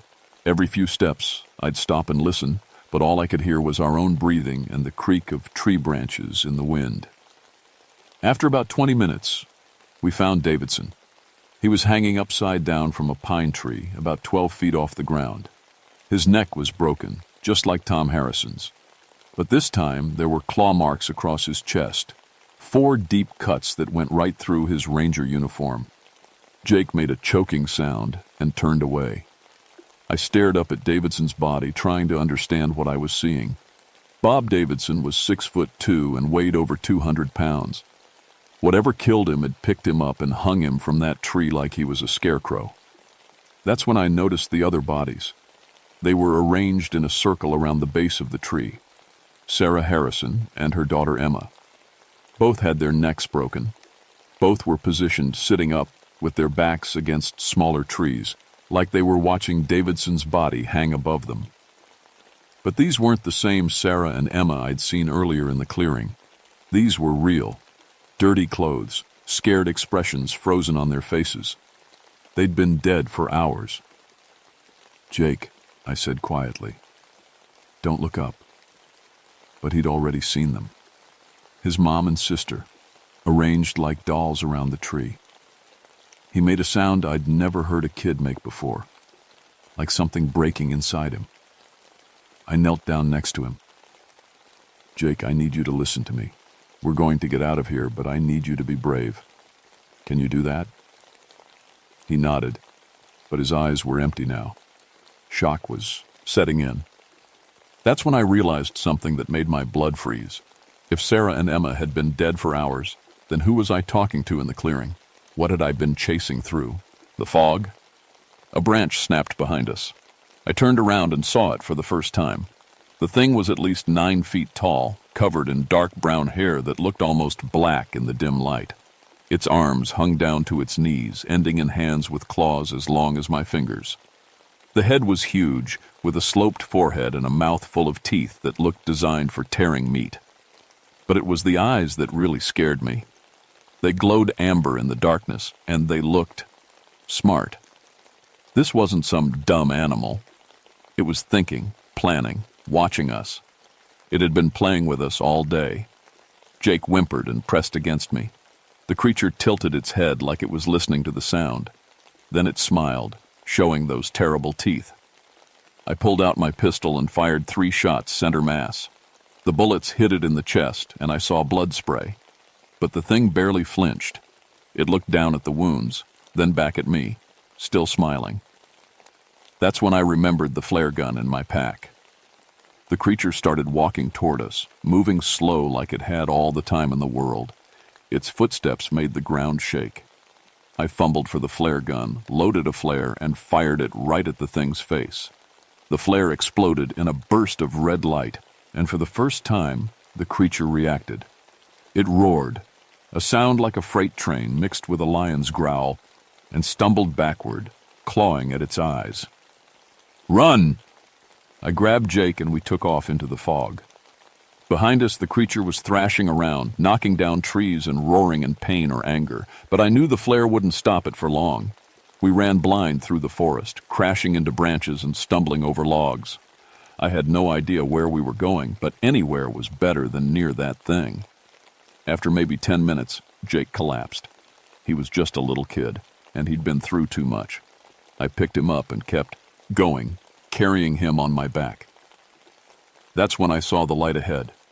It was the ranger station, about a quarter-mile down the mountain. We'd somehow found our way back to the main road. I ran harder than I'd ever run in my life, with Jake bouncing on my back and that roar echoing through the forest behind us. The creature was following us, crashing through the trees like a tank. We reached my truck just as the thing burst out of the tree line. In the headlights, I got a clear look at it for the first time.